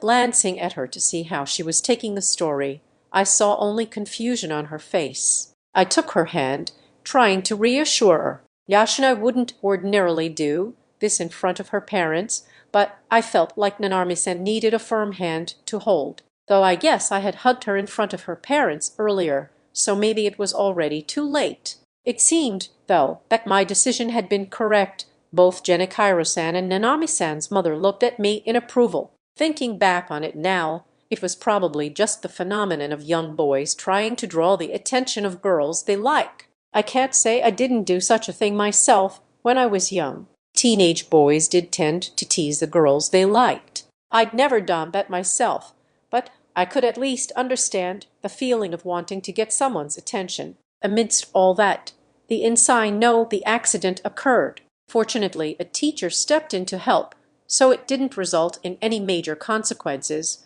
but it seems that from the trauma of the accident, Nanarmi lost all memory of it. Genichiro-san didn't go into any detail, and from what I could tell, Nanarmi-san didn't seem to have noticed he'd quickly changed from incident to accident. Perhaps he'd made the switch in an attempt to trigger her memory. Nanami-san was still none the wiser, and was still sitting there tilting her head in confusion. I, too, had no intention of prying into what had happened. There was no need to go around digging up the past when it had even the slightest chance of hurting her. It was probably for the better, since there is no need to force her to live with such a frightening and painful memory. But it seems that around that time, Nanarmi began feeling uncomfortable around the opposite sex. So that's what happened even though the shock had wiped her memory.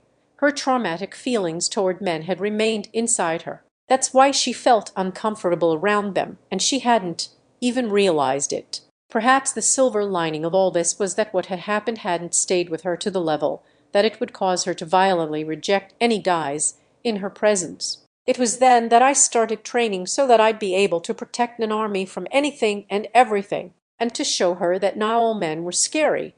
I decided to take up martial arts. That was also how I became friends with Soichiro-kun. Oh, that's right. I remember meeting Hatsui for the first time at the dojo with you. Indeed. From there, you were blessed with good friends, and your discomfort seemed to lessen as the months went by. And today, you finally brought home your first boyfriend. Nanami-san and Genichiro-san narrowed their eyes in unison, she from nostalgia, he from happiness. Both Genichiro-san and Nanami-san's mother were on the verge of tears. Before, Nanami-san had told me there wasn't any particular reason she disliked guys, but hearing the story had made me realize the situation was more serious than I'd expected. As if to express her realization of the same, Nanami gripped my hand tighter. I wasn't surprised. She must have felt anxious, learning that such a thing had happened to her. It's all right, Genichiro-san, I said, shifting my hand to interlace my fingers with Nanami-san's, the same way that lovers do.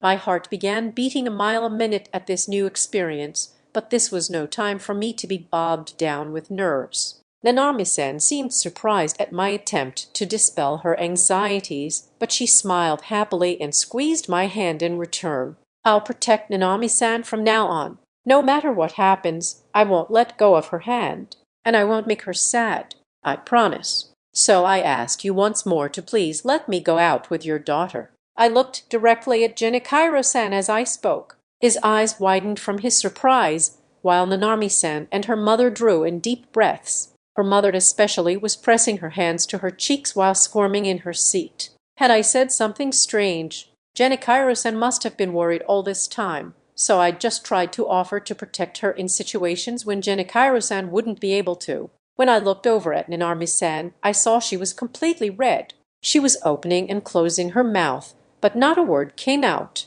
Oh my, I was completely fine with the two of you dating, but when you say it like that, even I feel embarrassed. My, what a passionate proposal, Nanami-san's mother said. Well, I'm finally getting a son-in-law, am I? I thought I was prepared, but I feel both happy and lonesome. But if you're prepared to take that next step, I'm happy to acknowledge your relationship, Monsieur Maikun, Genichiro-san said. This isn't the reaction I was expecting. But wait, proposal. What do they mean by that? I replayed the scene in my head to more closely analyze what I'd said. In my bid to reassure Nanami-san, I'd carelessly blurted it all out, completely forgetting about the dare. I guess you could take it as a marriage proposal, depending how you looked at it. I suddenly became worried that I aggravated the entire room, but then I took one look around me. Nanami-san was sitting next to me, deeply moved, her eyes sparkling. Genichiro-san was dabbing at his eyes in relief. Nanami-san's mother looked utterly elated, her face glowing with a caring smile. Everyone seemed genuinely happy about what I'd said. But how had Nanami-san really taken it? I couldn't read her mind, but she seemed just as happy as her parents did, which made me a little bit confused. Well, I guess it was fine. I just had to do my best to protect her from now on. In that sense, nothing had changed. My guiding principle was still getting Nanami-san to like me. Just as I had renewed my resolve, Genichiro-san reached out his hand. I took it, and we exchanged a firm handshake. This handshake was with the left hand. I apologize if I've misled you, Genichiro-san said. I'm left-handed, so I instinctively offer my left hand for handshakes. I don't mean any harm by it. Oh, I see. I'd been worried that he hadn't accepted me yet, but I guess it really had been a misunderstanding. Thus, the relationship between Nanami-san and me had received the stamp of approval from her parents. Wait, today is our first date, though. Is this supposed to be happening? I've never dated anyone before now, so I have no idea. Is this normal for high schoolers going out?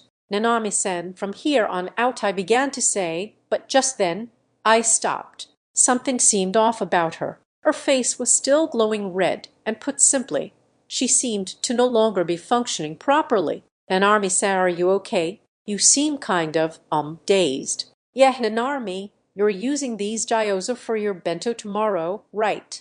Nanarmi-san's mother chimed in. "I'll go put them in the refrigerator. My, cooking together already. You two make such a lovely couple." "Yeah, Nanarmi, do you like Monsieur R? Perhaps I should call him Yashin-kun as well." "Do you like Yashin-kun? Do you love him?" Jenikairo-san asked. Yeah, no matter what she was asked, all she could answer was yeah. Her mother and father were taking advantage of the situation and playing around with her. "Please stop, I think I'm gonna die from embarrassment." For a good while after that, Nanami-san had that same strange grin plastered to her face. I had no clue what she was thinking, but she remained somewhere far, far away from us. I mean, she was still cute, of course, but what exactly was she imagining? Jenikairo-san mumbled to himself. It seems our Nanarmi was so flustered that she slipped into a world by herself. It'll probably take a while for her to return, so I'll give you a lift home in the meantime. Oh,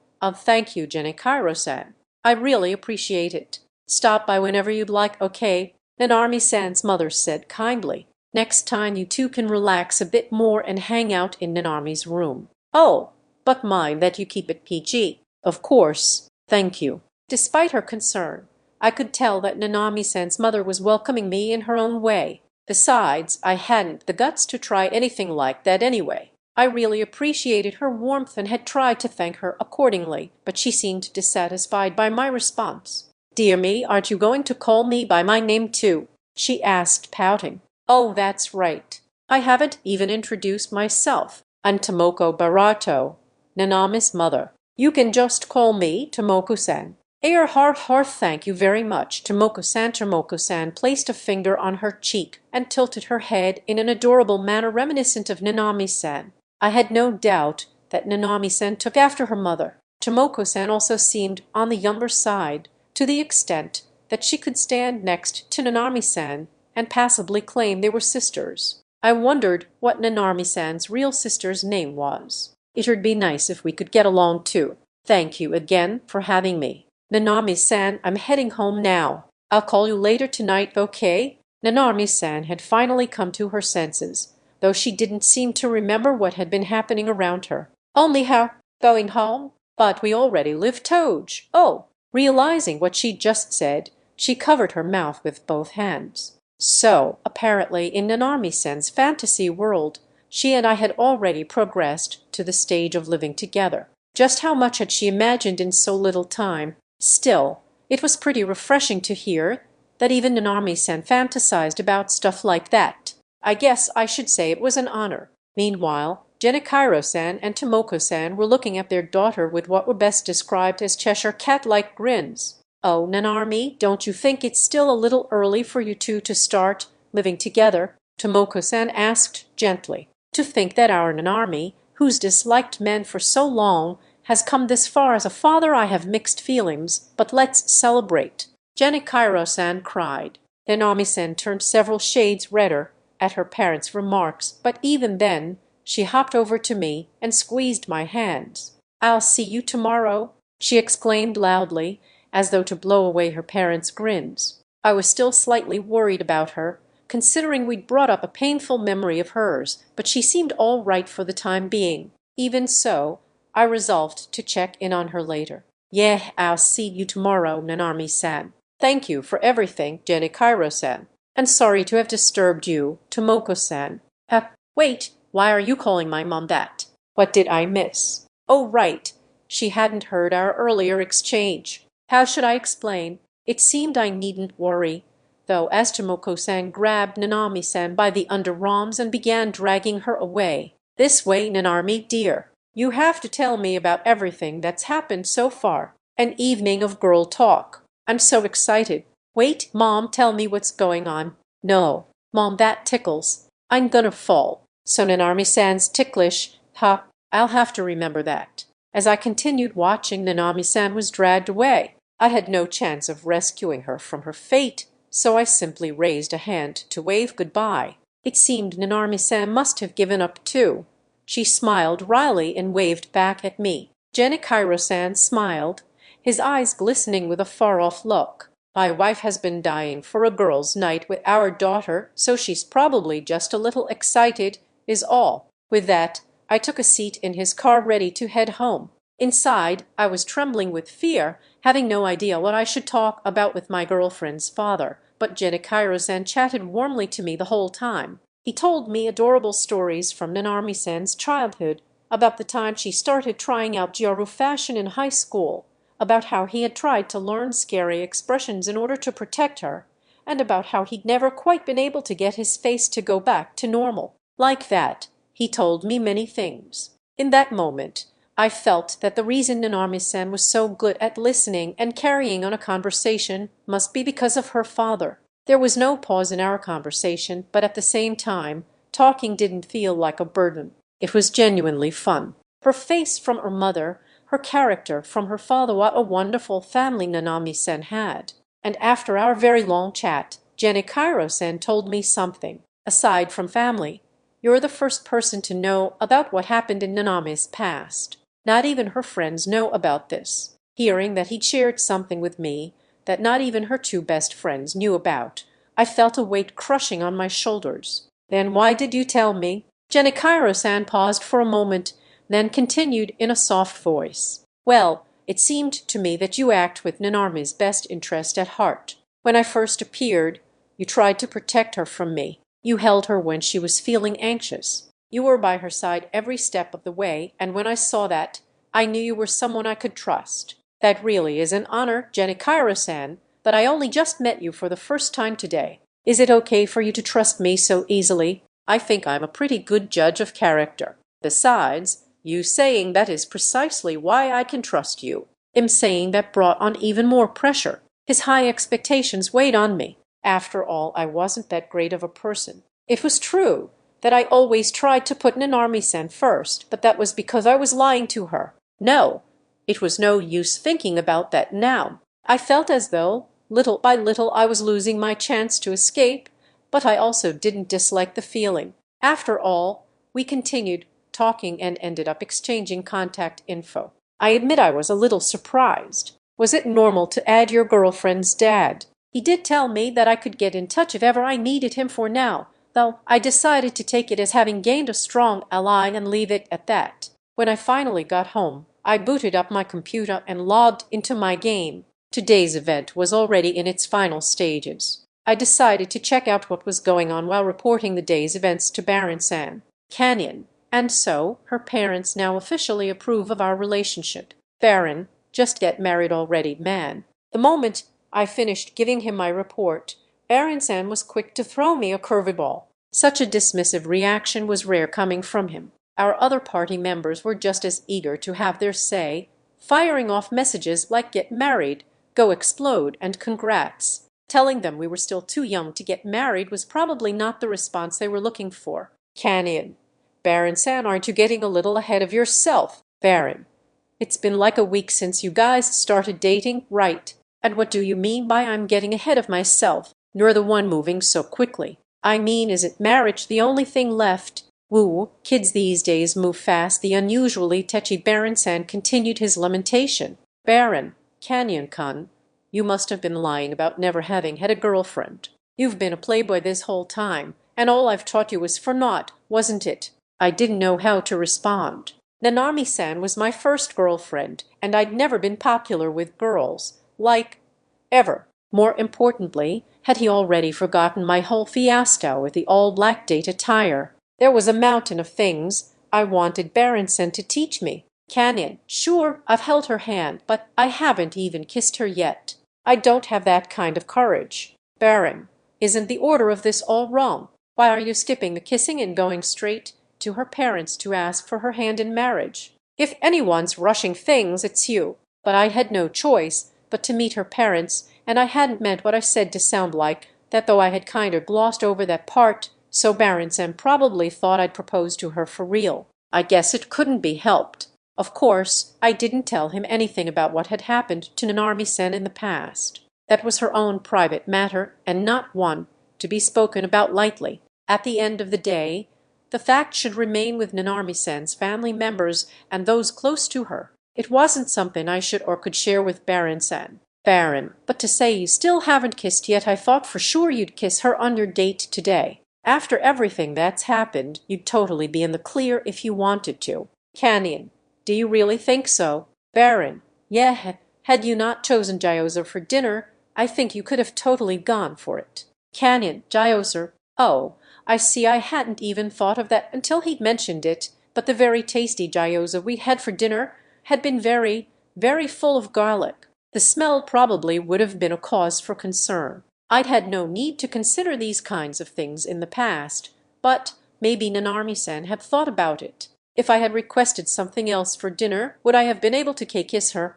For real? Wow, just thinking about it made me grin like an idiot. Embarrassment and joy were swirling inside of me, even if it was just a silly fantasy. But come on, I didn't have the guts to do that. Baron, Canyon-kun, I'm sorry to interrupt your daydreaming, but don't you need to get in touch with your girlfriend? You said you were going to call her, didn't you? Seriously, Baron-san, how do you read my mind like that? For now, though, I decided it best to log out and give Nanami-san a call. But at that moment, another message popped up. Peach, Canyon-san, it was from Peach-san. At first, I wondered if she was going to say something negative again, but her message turned out much different than usual. Peach, if you're happy, then I have nothing to say. But if you're ever hurt for any reason, I'll be here to comfort you. Please keep coming here like you always do. Baron, well, looks like Peach-chan has finally come around.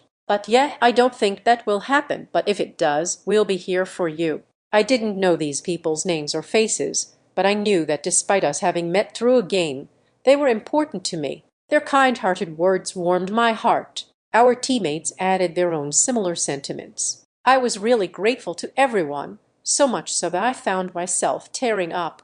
But since I couldn't cry right before calling Nanami-san, I had to do my best to endure. Canyon, thanks, guns. I'll do my best to make sure that doesn't happen. With my message sent, I turned my attention to calling Nanami-san. Come to think of it, it was my first time being the one to contact her so late. We'd been messaging each other every night up till now, but yeah, this was my first time calling her spontaneously. Feeling nervous, I waited for her to pick up her phone. The phone rang several times, but Nanami-san didn't pick up. Just as I was wondering if I'd called at a bad time, the call finally connected. Dashin, oh, thank goodness. Geez, what took you so long? I've been having such a hard time. For some reason, Nanami-san seemed out of breath. She also sounded a little bit angry. Seriously, it was so embarrassing. If I knew this was going to happen, I would have just had you stay over. And Nanami-san? Stay over. Under these circumstances, wouldn't that mean sleeping in the same room? Shoot, now I'm having weird thoughts because of all my fantasizing earlier. Does Nanami-san wear pajamas when she goes to sleep at night? No, wait. We have school tomorrow, so I couldn't have stayed over either way. Right. No, wait, that's not it either. Geez, calm down, Yashin. Oh, right. Sorry, you can't stay over. It's just that Hatsumi and Ayumi sleep over all the time, so it seemed Nanami-san had also realized the magnitude of her mistake. Her voice had grown shriller with every word. Acute. Just then, I heard a voice in the background. Nanami, I won't let you escape. Then came another. Come on, Wan-chan, tell me, what do you like about my future brother-in-law? Both voices were female. More specifically, they were the voices of the two other women in Nanami-san's household. Oh, I see. They've been talking about girl stuff since I left Tar. Perfect. You can just put Yashin-kun on speakerphone and have him tell us himself, came the older of the two voices. I'll see you tomorrow, Yashin. Flustered, Nanami-san hung up the phone. Yeah, I certainly didn't have the courage to get involved in that one, but still, I felt kind of lonely. However, immediately after, a message arrived from Nanami-san. Nanami, thanks for today. I had so much fun I can't tell you how happy it made me. I'm looking forward to everything we have planned, so let's go out on a date again next week, okay? Seeing her message, I couldn't suppress a grin. I responded to her immediately in an uncharacteristically proactive manner. Yashin, sure, let's go out again next week. I'll see you tomorrow. Good night. Starting tomorrow, I'd get to spend even more time with Nanami-san. And this time, it was family approved. One by one, obstacles that had made us feel guilty were disappearing. Still looking at my phone, I began to mumble words even more uncharacteristic of myself. I'll see you tomorrow, Nanami-san. I really like you. With that, I turned slightly red as I wrapped myself up in bed. I hoped that somehow my words would find their way to Nanami-san. Later that night, and Nanami-san, Nanami-san, you shouldn't. We're still in high school. What do you mean? Serve me no. But why are you dressed like that, Nanami-san? I sat bolt upright in bed. Just moments before, Nanami-san had appeared in my dream, a scandalous dream where she'd told me she loved me and pressed her body against mine. Maybe scandalous was an old-fashioned way of putting it, but at that moment I was too flabbergasted to care. Maybe I had too much fun today, but for her to say I love you, that was way too much of a fantasy. Man, recalling the uncannily realistic dream, I finally managed to crawl back into bed with phony memories of her loving me. Interlude.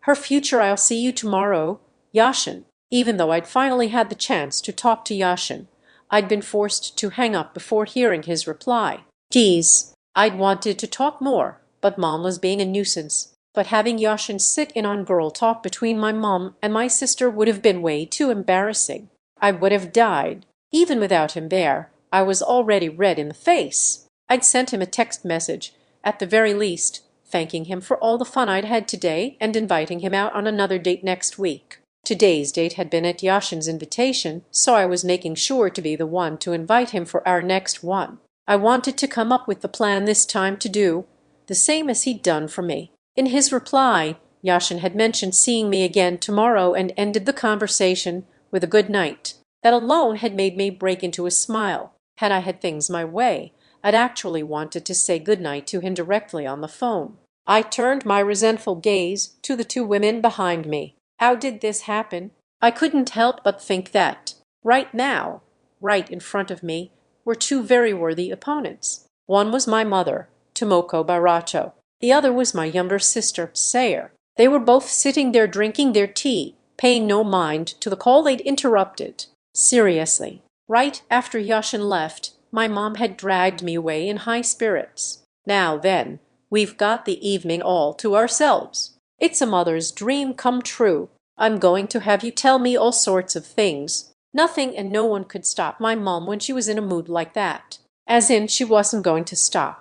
I had no choice but to give in. Okay, I get it, so please don't tickle me so much. And please don't ask me any super embarrassing questions. Oh, don't tell me have you done things that were too embarrassing to tell your mother, she asked with a grin. No way, I thought, unable to hide my flushed cheeks. I haven't done a single embarrassing thing. Then there's no problem with me asking anything. I'm going to dig up all sorts of fun tidbits. Don't read my mind. How do you know? I haven't done anything embarrassing, have I? As I battled my unease, my mom began snooping through my love life. First, she asked me what it had felt like when Yashin hugged me earlier. Of course, I'd panicked at the time. Why, Yashin? We're in front of my parents. I'm happy, but isn't this a bit much? What should I do? My head had been so full of questions that I'd thought it might explode. But even though his body was firm, the hug had still felt comforting, and I'd felt relieved. I'd even wondered if I should hug him back. I'd been so happy that Yashin had been willing to accept the conditions my dad had set that I really had been about to squeeze him back. But when I heard my dad speak, I'd frozen stiff. Don't remember. What do you mean you don't remember? Give me back my moments of inner turmoil. Plus, I'd been annoyed that I'd missed the chance of hugging Yashin back. As I recalled the thoughts that had crossed my mind, I noticed my mother grinning at me. It was a grin crafted half from amusement,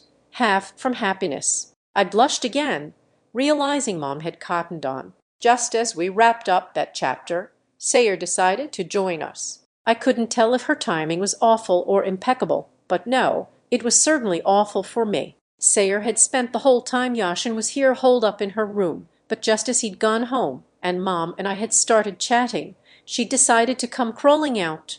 I would have much preferred that she'd stayed in her room, but sure enough, Mom invited her to join us. Sayer must have been just as curious because she pulled up a chair, no questions asked. Oh, geez. This, ultimately, was how our girls' night proceeded, posted by Mom, starring me, and viewed by Sayer. It was already late, so in order not to worry about our waistlines, we had tea without any sweets. It was as if they were telling me my saccharine stories were enough to,